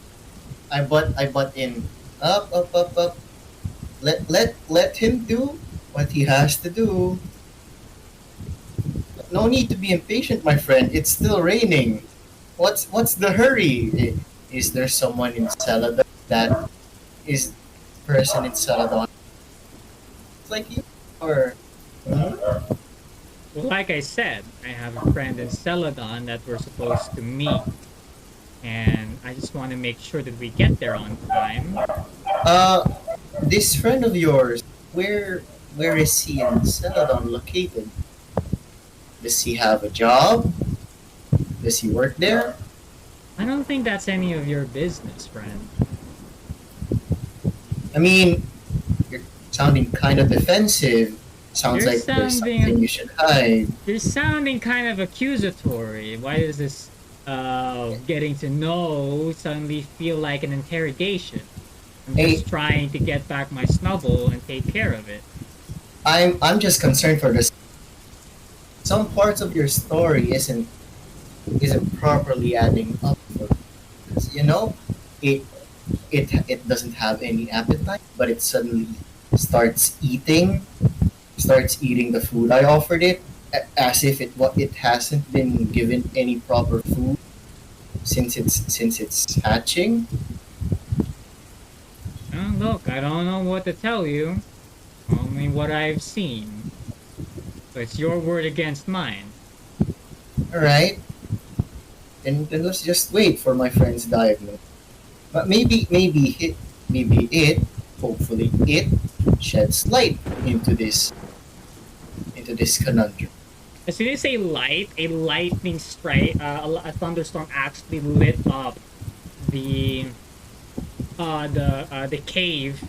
Oh shit! You with your alerted state, you the blind the sudden light kind of blinded you for a moment. You couldn't see anything after the sudden darkness that came afterwards. But as soon as you got your vision, you instinctively looked at the guy, look at the person, and yeah, he has not moved where he was. Can can I look if the Ariados is still by the entrance? You look for the Ariados where it was, and it's no Well, longer there. I, I look back at the guy. Where's your Ariados, friend? He says, "Ah, well, Ari kind of misses the Snubbull, so I look uh, I look back towards Gwen. Gwen, you look buddy. you look back, and you see the Ariodos's horn pointing right at Gwen's neck. Ah, wait. That's It's cheated. it's mandibles, uh, uh, inching closer, inches to close to the Snubble's torso, and its hind legs pressing down on Turtwig's shell. I knew it. I knew it. You're one of those poachers, aren't you? I'd like to say that we are a private conservatory. A private conservatory that lets poor innocent snubbles like that? Sounds suspicious to me. Poor and innocent, my man. Didn't you know? Stereotypes used to be endemic here in Route 5. They were pests. Why do you... A long time ago, the Elite Four themselves has ordered some of the exterminators in order to get rid of these stereotypes. It was apparently something to do with the ecosystem, an imbalance in I don't really know the details, but long story short, you know, people used Route 5 used to have a lot of fairies. Now it doesn't, and we're just continuing the good work here. What are you planning to do with the snubble? Where I are don't you think bringing it? I don't think that's any of your business, sir. But I will. You can rest assured that I know my job, and I've been doing this for quite a while. I know how to transport goods. So, if you don't mind, sir, Ariados suddenly spurts out a string of web around Gwaine and Turtwig, grabbing on to the Snubbull with its mandibles. Not enough to puncture it again, but just enough to hold on to it. And it leaps from the back of the cave over your head and out into the storm, scurrying out into In the the. heat of the moment, I punched the guy. Give me roll the hit. Roll a hit.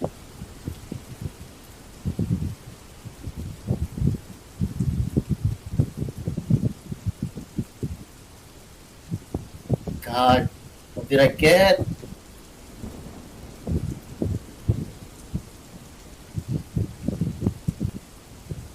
13. 13. Okay. Hold on.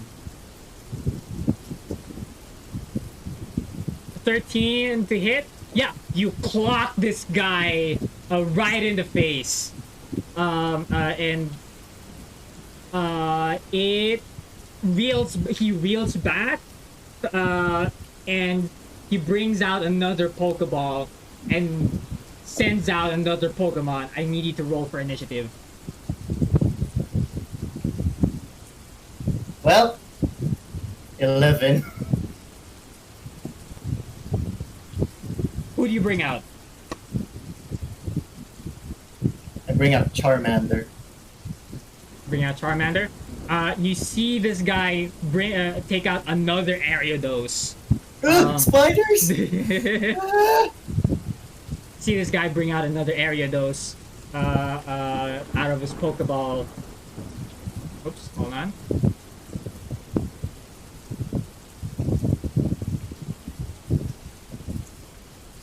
Cool. Okay, so first, you are first in the initiative. You are a Charmander. You are a trainer with your Charmander out inside a cave during a thunderstorm against a bug and poison type Ariados. You don't know how strong this Ariados is, but you have seen how powerful and how quick the first one was. What do? I only have one action. There's something in my mind that I do, and I pray that it works. Hmm. I'll do it at the last second. Let me just find Charmander. Hey, Charmander. Charmander, use Ember! Ember, roll a hit. Alright, wait. So 1E R 120.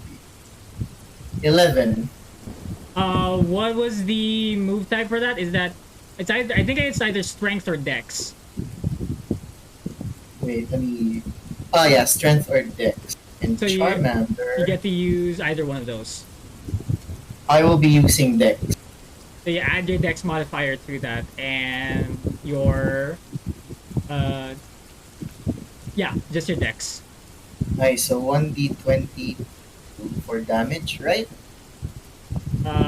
No. What's your dex mod? What's Charmander's dex mod? 12.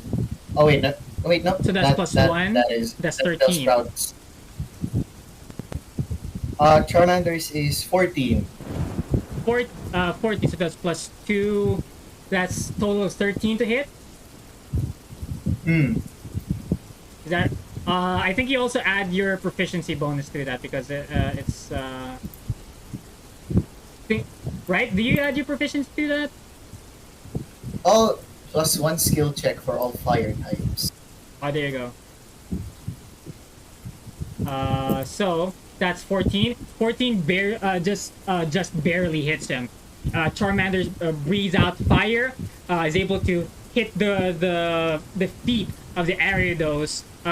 It was able to damage it a little bit, but it was enough to make him retreat a moment. Roll for damage. Right, roll for damage. There's a lot. Check. Charmander. Ember. 1d6 plus.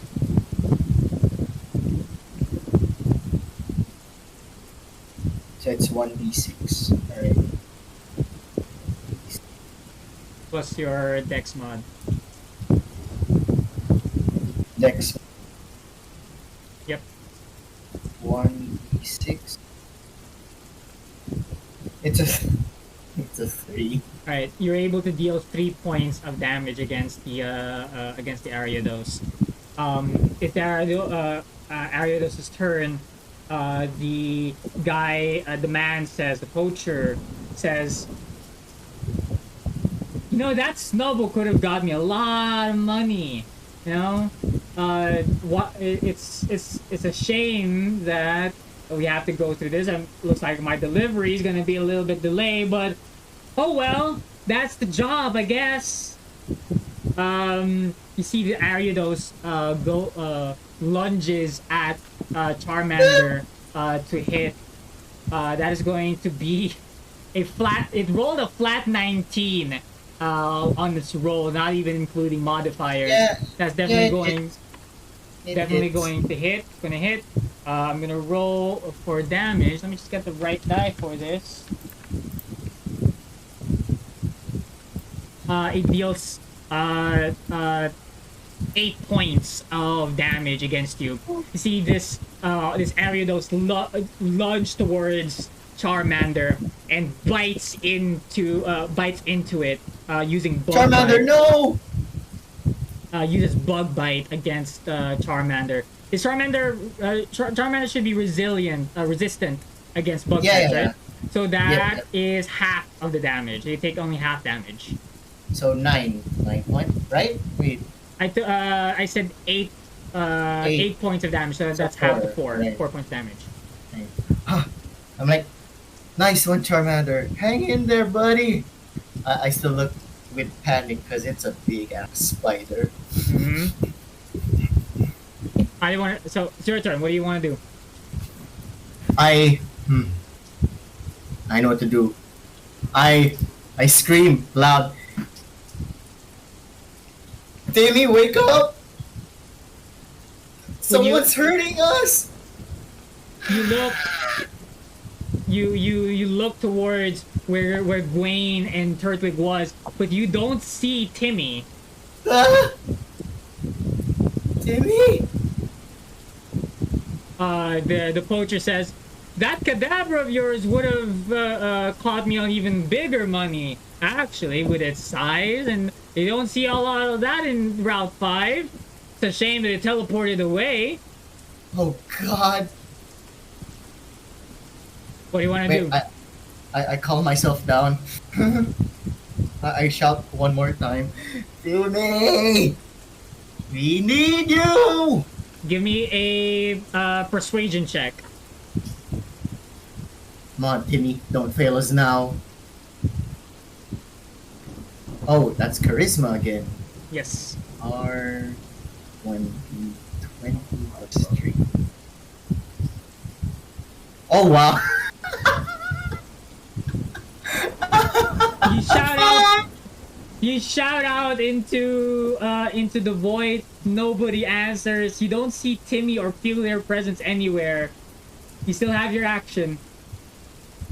Can I do that again? But this time I say, Timmy, I trust you, please. Alright, go ahead. You can I'll count this as your action. You can roll for one more persuasion check. Timmy, please. Oh, wait. Oh, not 20. God damn it. Okay. Alright.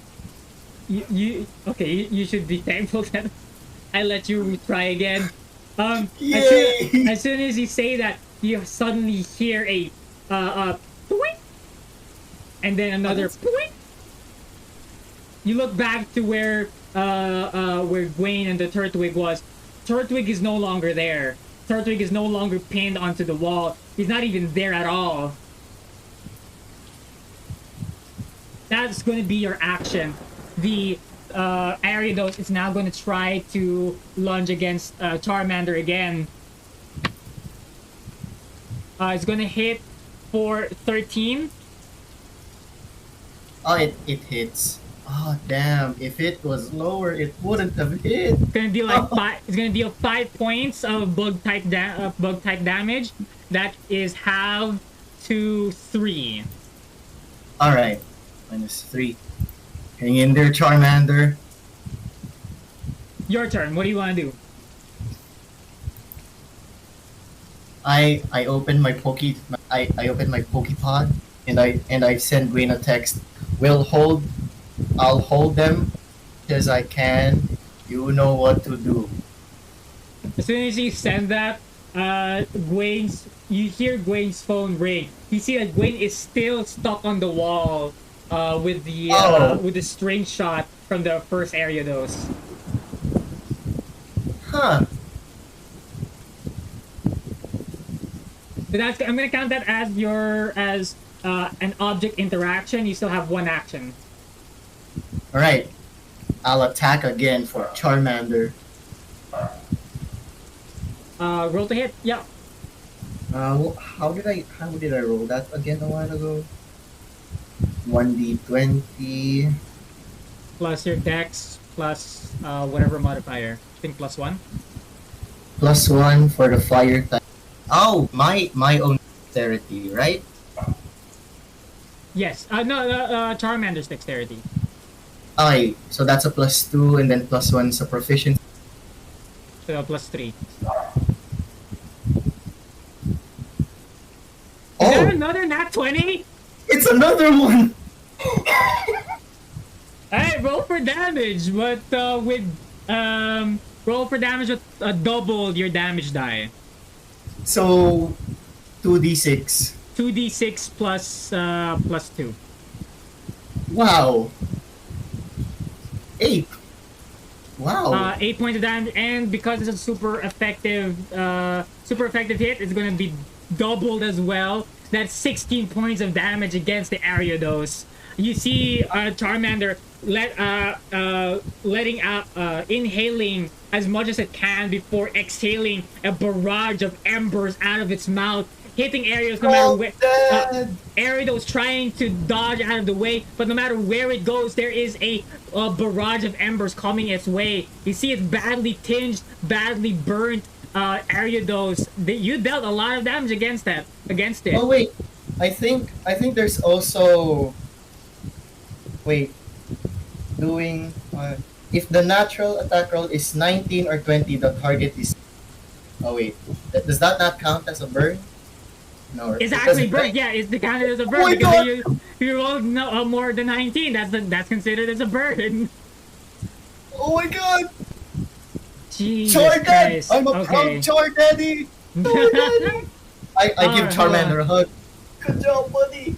Give me a moment. Burn. A burn Pokemon rolls all damage rolls twice and takes the lower result. In addition, the creature takes an amount of damage equal to its proficiency bonus at the beginning of each of its turns until it faints or is cured of its burns. So not only does it Proud Char Dad! Alright, cool. Ariados, you see that Ariados is still sizzling from that burn from Charmander. The poacher kind of covers himself a little bit as well. Says, "You're not half bad. You're actually putting up a fight." Unluckily for you, Ariados is just gonna have to finish this right here, right now. Ariados is going to. You see Ariados opening its jaw, and suddenly a swarm of insects are coming out of its mouth. I need you and Charmander to give. I need Charmander to make a Constitution saving throw. 1d20 plus Constitution. Fire? Yes, you still have 2 inspiration die from Belle. I have 2? Belle just redeemed another inspiration. Alright, me and Charmander are gonna get. Alright, I'll roll for Charmander for 1d20. 1d20 plus the inspiration dice. It's 1d4, and then your Constitution modifier. Alright, this one is for Charmander. First one. First one is a 3. No, Charmander! No! Your Right, Constitution, my turn. your saving throw. Or 1d20. Oh, me and Charmander have the same constitution. Ah, yes. I'm proud. 1d4. 10! It's that both of you fail. Both of you fail the Constitution saving throw. The I look insects, at Charmander. the insects, Alright, buddy. Swarm around you and Charmander. The guy says, Oh, "It wait. is." Yeah. Did the Ariados take the burn damage this at the start of its turn? It hasn't. It did take its burn damage. It takes Alright. 2 points of burn damage. Alright. So I just look at Charmander. Charmander, you and Charmander now surrounded by swarms of these tiny little insects. The poacher says, that's gross. the poacher says, "It's a shame that that we're not allowed to attack other trainers directly. But if they're in the line of, if they're in the way, they're in the way."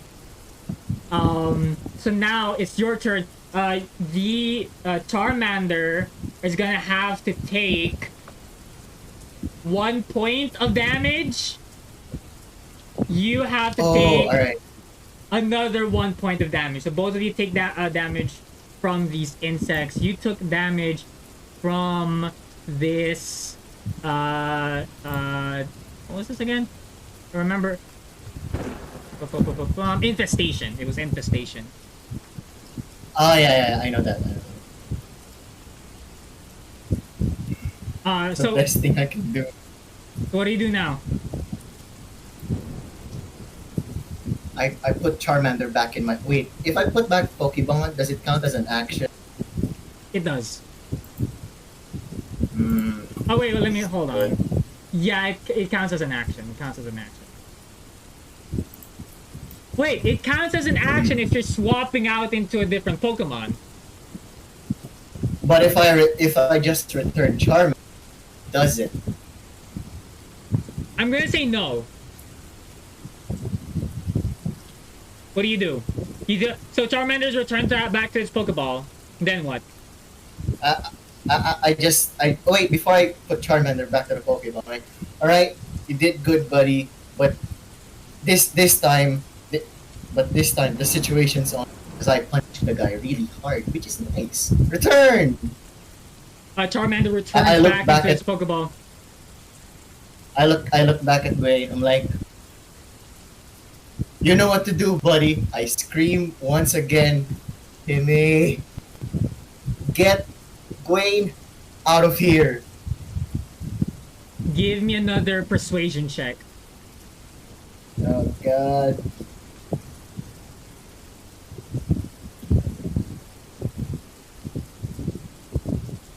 It's taking so long. What did I get?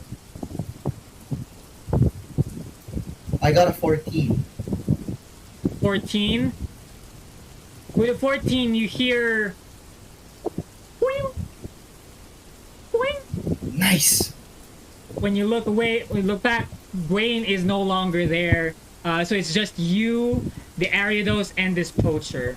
The poacher says, "No matter. I've been doing this for a long time. I can track every single one of you." I answer back. Are you sure about that? I just smirk at him. Are you sure? Why don't you give it a try?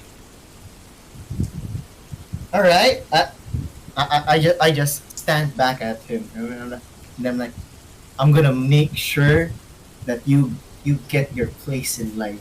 You're gonna be locked away in a cell. Intimidation.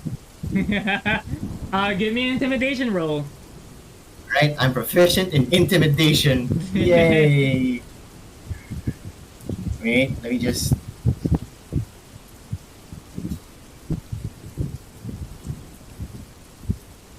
Hey, let me see.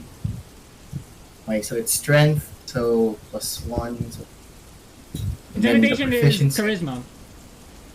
Oh, it's also charisma? Yeah, intimidation is charisma. Oh, and then since I'm proficient, that's another +2, right? Yes. Oh, 1d20 +5.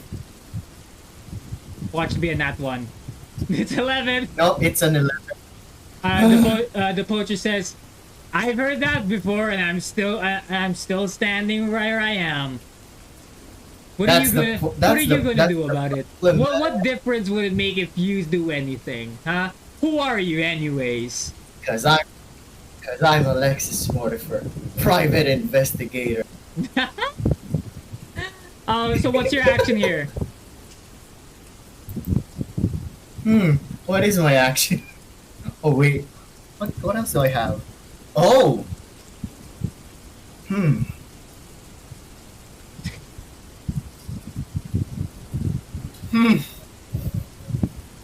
I grabbed one flask of oil and my tinder box from my bag. And I'm just looking at it. You know what happens with these two, you know? Whoosh. I become a fire type as well. the guy says, You're crazier than I think, boy. I kind of respect you for that. It's a little bit of a shame that I have to take you out now." I slowly inch it towards each other. I'm like, I'm serious. I have done way worse things than this. It's either that or I was dreaming of those worst things. Oh, I believe you. I believe you for sure. You see him take a step closer to you, and Ariados moving it closer to you as well, with its huge spider legs crawling towards you.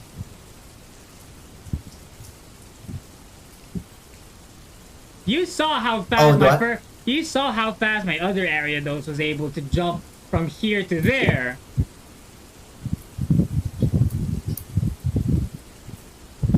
You want to know what makes the both of us different from each other? What's that? You turn your Pokemon into tools for your illegal profession.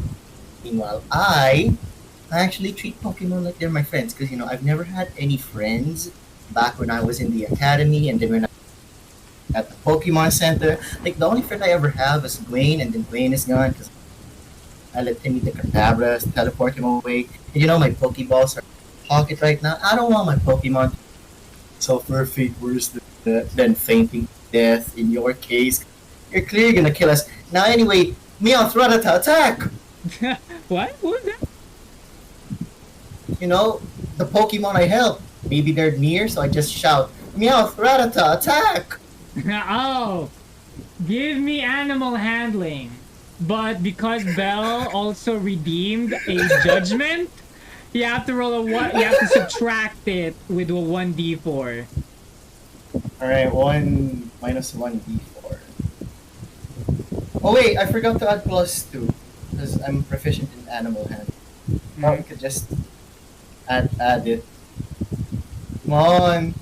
What do I get? Oh!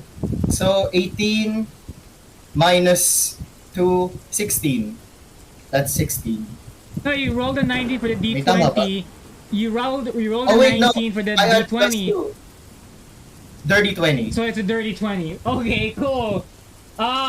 Yay! Sure, I guess. The Rattlers and the Meowths come out of the hiding spot, seeing you in danger, remembering how kind you were in giving them food. It jumped out from the clearing and knocked Ariados out before he could even do anything to attack you. Power of friendship! Okay! And then I look back at the poacher. I told you, I make friends with Pokemon. See, because there's actually a lot of childhood trauma right behind the words I'm saying right now. But anyway, you're out one area, dog, and I have my friends. It's Rattata. I'm gonna call that one Ratatouille, and then there's Meowth. I'm gonna call the other one Meowth. You can call Just, all the little different critters you want from this forest. The fact of the matter remains, that Snubbull is still mine. Yeah, I hope you remember that I still got that Ariados carrying it around. So I'm gonna see you in a bit, good sir. I'll see you around. Oh no, you don't. I grabbed the piece of I grabbed the piece of string. I ran after him and I tried to do the thing that the Star Wars bit did. I tried to tie it around his leg so that he would trip. I am going to roll on the dice tray as well. I'm going to roll on the dice tray. This is going to be a cinematic roll. I'm going to call it here. The poacher will have to make a dexterity saving throw against your trap. Yes. I am going to say that this is going to be a DC 13. This is a DC 13. So I'm gonna roll here for the poacher. Do I have to roll anything or no? No, you don't. I'm gonna roll for the poacher.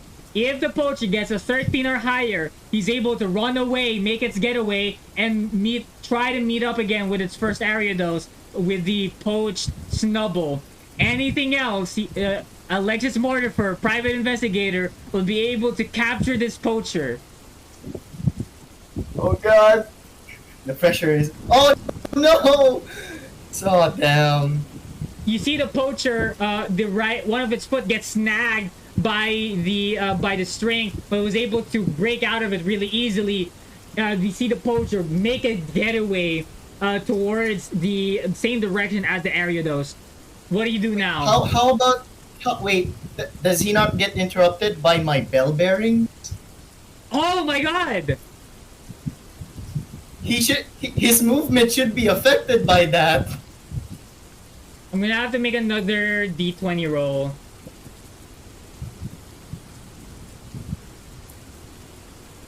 13 or higher, it's able to make is able to make across the ball bearings even with difficult terrain.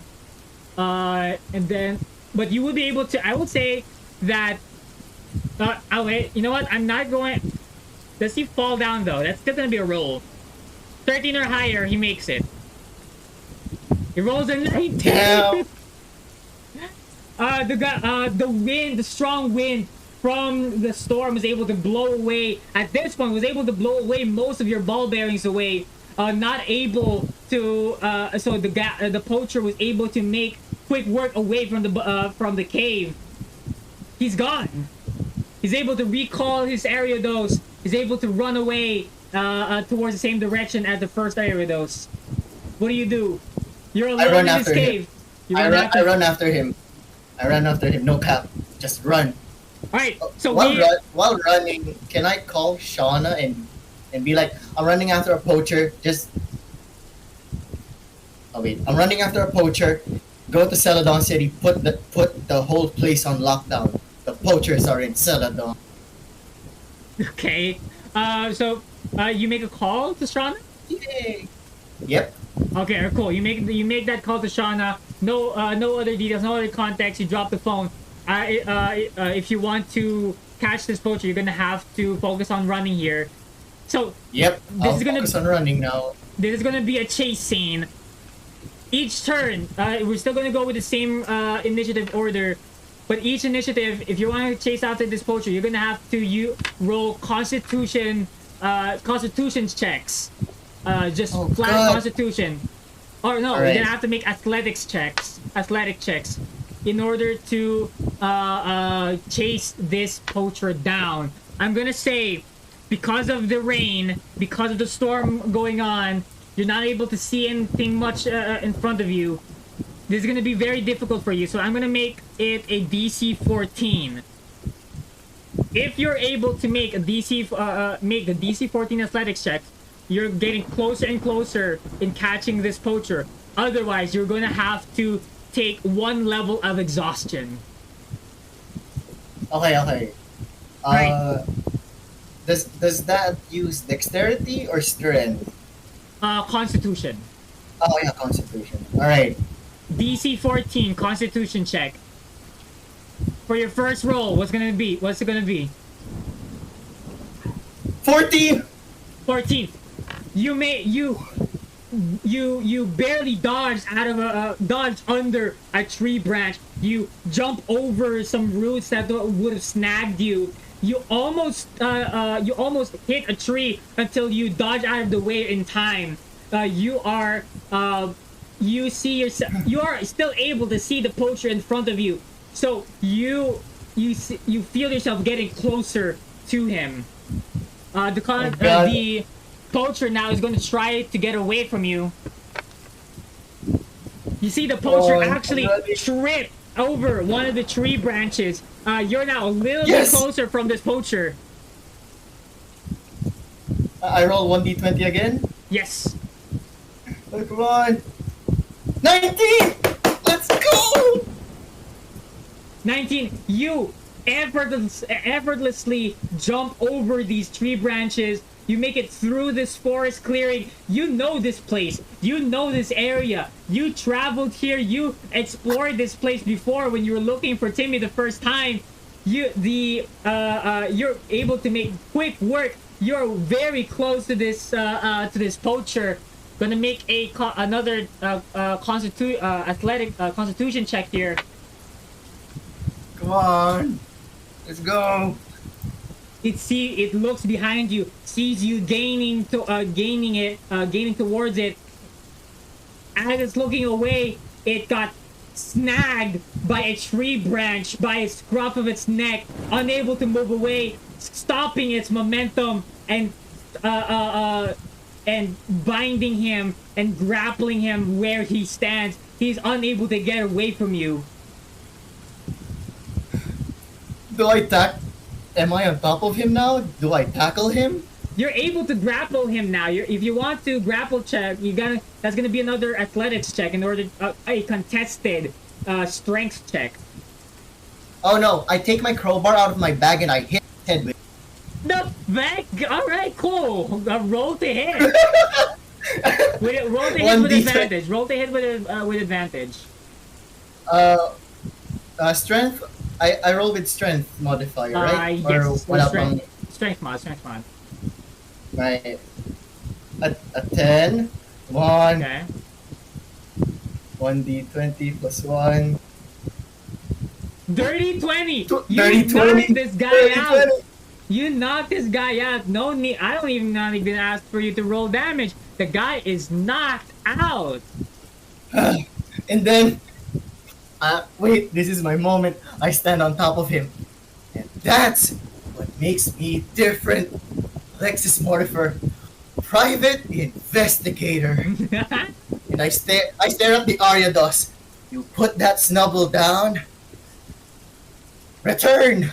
I just grab his Pokeball, return the running Ariados, and I grab the Snubbull. I got you, buddy. Woo! Alright, sure. You know what? Fine. You rolled a dirty 20. I'll give you that. Let's go! Yes! Oh my god. Woo. Oh, what happened to Bill again? Oh my man, God. that was intense. Jesus Christ. Oh wait, can I use my Pokédex Poképod to take pictures of the man and all of his belongings as evidence? Yeah, sure. Because No. he's unconscious. He's unconscious. He can't do anything, and I snag his Pokeballs in a Ziploc bag. I'm like, nope, you two are not going anywhere. Just take all the pictures I need. I send them to Shauna, and then I tie him to a tree. Cool. All right. I'll make a note of that. Huh. Huh. Oh wait! I have a. Wait, let me find it. Wait, I need to find it. Wait, no, where did I put that? I know it's here. Let me just find it. It should be here. I can't let it pass. I can't let this moment pass by. I look at the poacher for a bit. I'm trying to stall time. I need to download something. There's gonna be another Anya emote, isn't it? Yes, it is. It is. I need to download it. I have not saved it yet. Wait a minute, chat. I need to have this moment. Found it. Found it. Come on. Right. Saving. Cheers. Everyone hold. Everyone hold. Nobody move. Nobody move. Nobody move, chat. Wait. Oh my God. Ba't ganito ang bagal?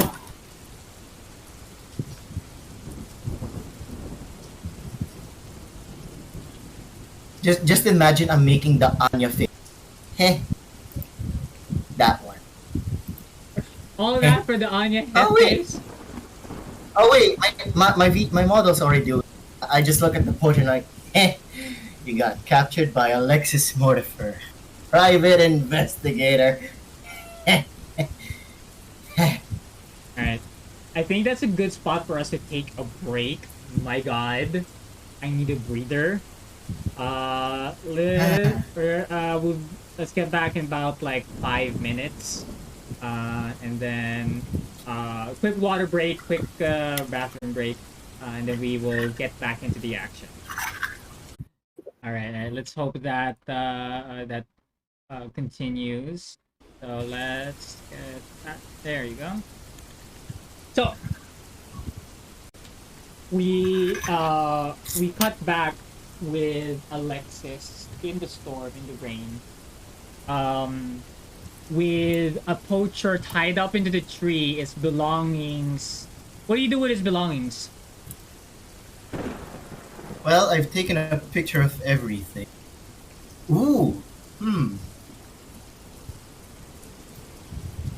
I call for the meowts and the ratatas. Okay. I'm gonna have to ask you for a animal handling check.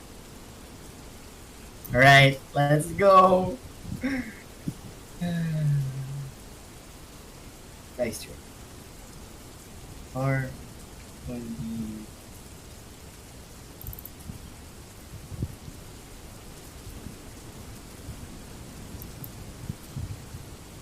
Hey, it's connecting.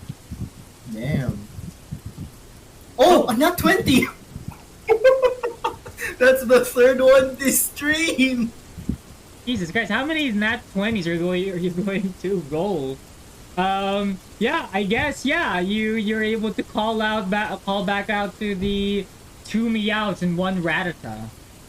My friends, I have one request for all of you.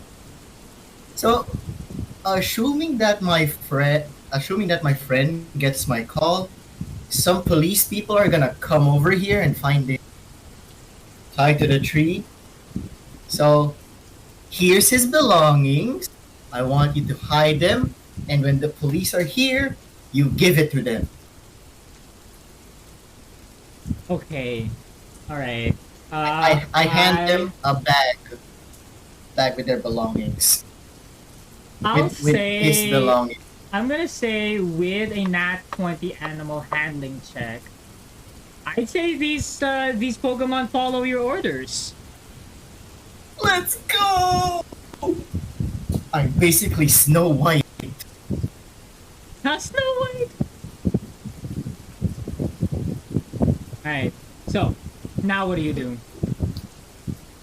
The Snubbull is now with you.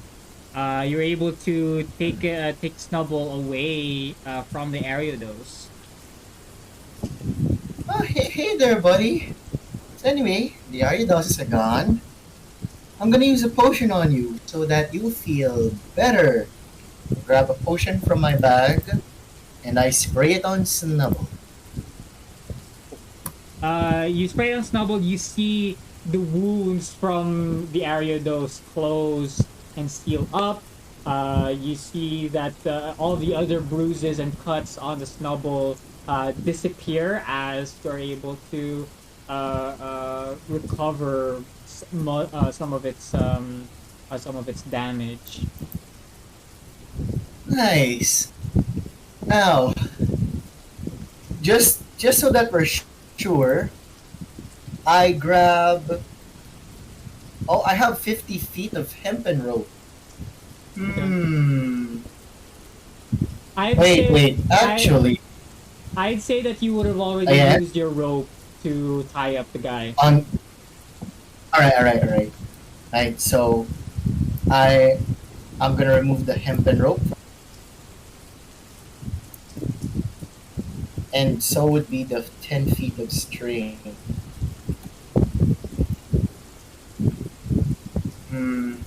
See. Oh, I have a bell in my bag. I tie the bell to his pants. So, if I hear a bell in my vicinity, then it's him. Okay.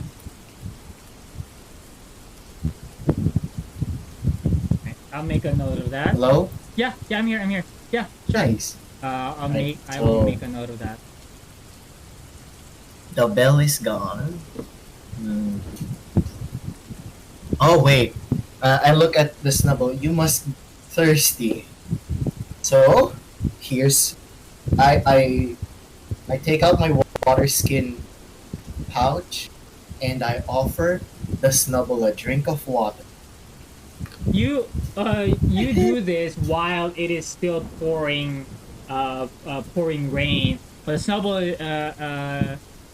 is able to take a drink from it a little bit. It's able to uh, uh, drink the water from your water skin, feeling a little bit better. Nice. So uh, I put back the water skin in my bag. I ask Snubbull, "You want to go back to camp? I mean, to the cave? We can fix our bearings there. What do you think?" Snubbull kind of looks at you and uh, kind of ignores you actually, and still sipping on the water skin. Oh, okay. Hmm. I still have my crowbar with me, right? Yeah, I look at the guy. Oh wait, can I examine if the guy is unconscious or he's just? Wait, no, I was able to tie him, yeah, so he's unconscious for sure. Uh, his all of his belongings are Pokemon. yeah. So wait, he basically doesn't have a trainer card. His Pokédex. Huh. Give Interesting. me a investigation check. One or one. Okay. I got a nat one. It's hard to tell from this rain. Hmm. You believe that any item that you would have had, any licenses or any identification you would have had, would have already been burnt off or sogged off from the rain. I wait to be sure. I handed his Pokeballs to the Pokemon, and they're hiding it right now. Right? Yes. It's also in a Ziploc bag, so technically, it won't be able to open fully. Okay. Mm-hmm. Yep. All right. I I just I just say out in the open. All right. Thanks, Thank you, Ratata, Ratatouille, the author. We shall now be returning to the cave. I carry You Snubbull like it was a baby while holding the water skin bottle for it while going back to the cave. okay? You make your way back to the cave, and inside the cave, you do see Timmy, Gwen, and Turtwig again inside the cave. Oh, hey guys! Hey. Uh, Anyway, can any of you help pick up the 500 ball bearings in the cave? I I'm just gonna put Snubbull down and I'm gonna collapse. Good night. soaking wet from the rain and from running around, you face plant your way onto the ground. Um, you will take. I'm gonna consider that as a long rest. And then you rolled really high during that chase scene, you didn't fail a single time there. But you were still Yes. so you did not have to take any points of exhaustion. Having said that, you take the full effect of a full rest, and Let's but go. by the time that you wake up, the sun is already shining. The storm has passed. The rain has stopped, and it's bright again. You're in the forest, and everything seems to be right now.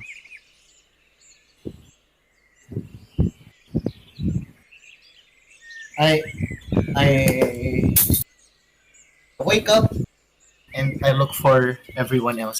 Where is everyone? Whew, I feel energized. Sheesh. As you wake up, you actually feel a little your muscles kind of sore from the Uh, activities from yesterday. And Wayne was nice enough to put a pillow under your head, so at least your neck's not. Oh, hey, your arms are this moving. is me. This is me trying to stretch my arms out. Yep. Yep. Let's go. So the you do smell something cooking. You do smell the smell of fish being cooked. You smell berries being prepared. You smell crushed berries. And when you wake up, you see Timmy, Gwen, and Giratina all huddled up onto a camp around the campfire, enjoying their breakfast. Oh, I get close to them, but I first tap I first tap Kimmy on the shoulder. Good job, buddy. You actually coming to save Gwen Turtwig is single-handedly the best, one of the best things to help me last night. Good job. You earned it. I'm proud of you, buddy. Yeah, Timmy here did a really good job in helping. It really shows that Timmy still has some humanity left in him. I look at Gwen. Don't say it like that. You're still a human, Timmy. Don't worry. You're just a cadabra for now, but you're still a human. You By did the good. You just by the way, give him a Mr. thumbs up. Mortifer, we actually now that you're awake, I actually need to talk to you about a certain something. Uh huh. What's it about? You see Gwaine stand up from his feet and kind of leads you deeper into the cave. He says, Huh. he says, Yeah. Mr. Mortifer, last night I took watch, making sure that there weren't any more bad people coming into our camp. I let Timmy sleep Yeah. ahead of me, and he wasn't a cadabra. What? What do you mean? He fell asleep Uh huh. and looked away for a moment and looked back, and he was no longer a cadabra. Wait. So are you telling me in the morning he's a cadabra, at night he's a boy? I don't think so because there was one time in the night when Timmy did wake up, and when I look back, he was already a cadabra. He became a cadabra again. He's still pretty night out at that point. When he went back to Wait. sleep, he was a human again. So you're telling me if he's a boy, but if he's conscious, he's a cadabra. Seems like it. Huh. Another thing, Mr. Mortifer, sir. Um, Yes. when Timmy teleported us away from the poacher and from the spider, uh Yes. I remember seeing you fighting the poacher, and then I Uh. next thing I knew, I was outside of the cave, and Timmy was floating and sounded like a cadabra. They actually said cadabra. So well. Wait. So Timmy was able to float. Wait. Where did he teleport Turtwig? Just outside the cave? Outside near the clearing. So you saw me run after the poacher. I did, yes. Was I cool? Yes, Mr. Mortifer, you were very cool. Did you see me whack him in the head with the crowbar? Oh, I didn't see that part, sorry. Oh, okay. Would have been cool if you saw that. I'm sure it Oh, was very cool. anyway, so you're telling me that that Timmy was able to unlock its cadabra potential last night. I think that's what happened, if you say it is. But it looked very scary, Mr. Mortifer. He actually looked and sounded like a Pokemon. Hmm. I'm pretty sure last night Timmy was in a life or death situation. In general, it was. Oh, hmm. What if Timmy becoming a cadabra is connected to his emotion, It or could it's be. connected to something in his mind? It could be. What I am worried about, Mr. Mortifer, is if what happens if we don't find a cure for Timmy? How far away are we to Cerulean City? Should be less than a day. We should be there by lunchtime. How far are we to Sabrina's gym? Sabrina's gym? Mm-hmm. We would Yes. have to walk the entire way. We're kind of like in a middle point between Saffron and Cerulean.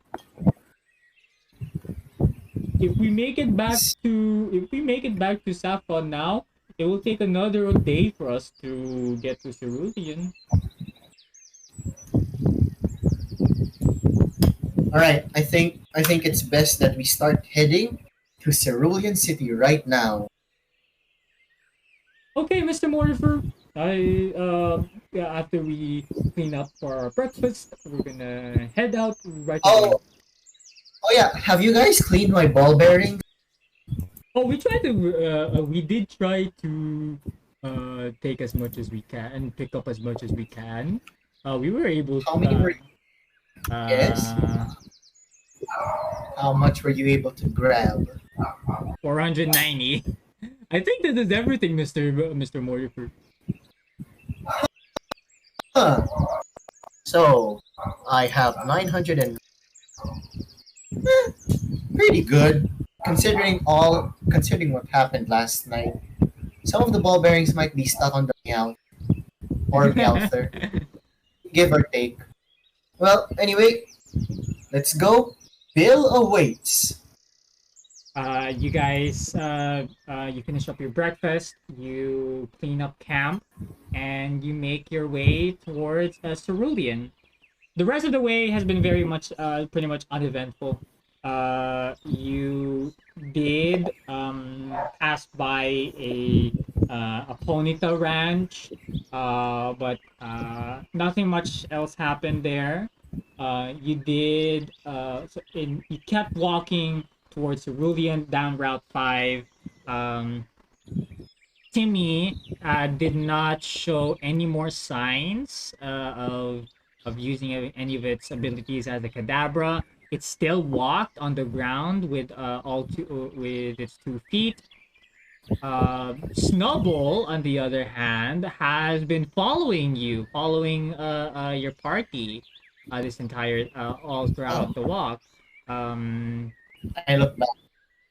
Wait, let me just. I look back. Oh no, wrong. Hmm. Snubble. Hey there, buddy. You wanna tag along? the Snubbull looks at you with its face like kind of angry, and then uh, for a moment it just stood there, and then it started walking towards you.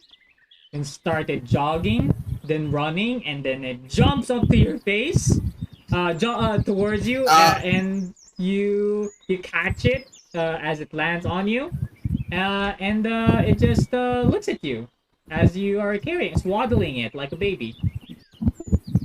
Walk, walk. Oh, you know what? Sure. Let me just wait. Actually, let me do something. I Okay. put the snubble down. I grab my jacket and I fashion it into a baby carrier.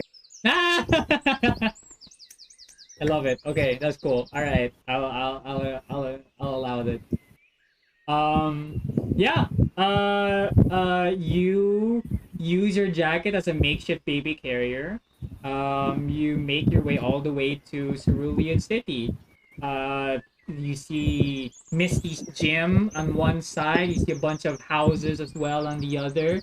Nugget Bridge is shining, glistening with gold and gold under the sun. It almost looked as if the storm did not even touch Cerulean. It didn't even seem like there was any major anything important or anything significant happened the day before. Huh. As you look ahead of you, you see the hill leading up to Bill's house, and you are very close to your objective. That is We're where almost there. I think that's a good place for us to end the stream. That's a pretty good spot for us to end it.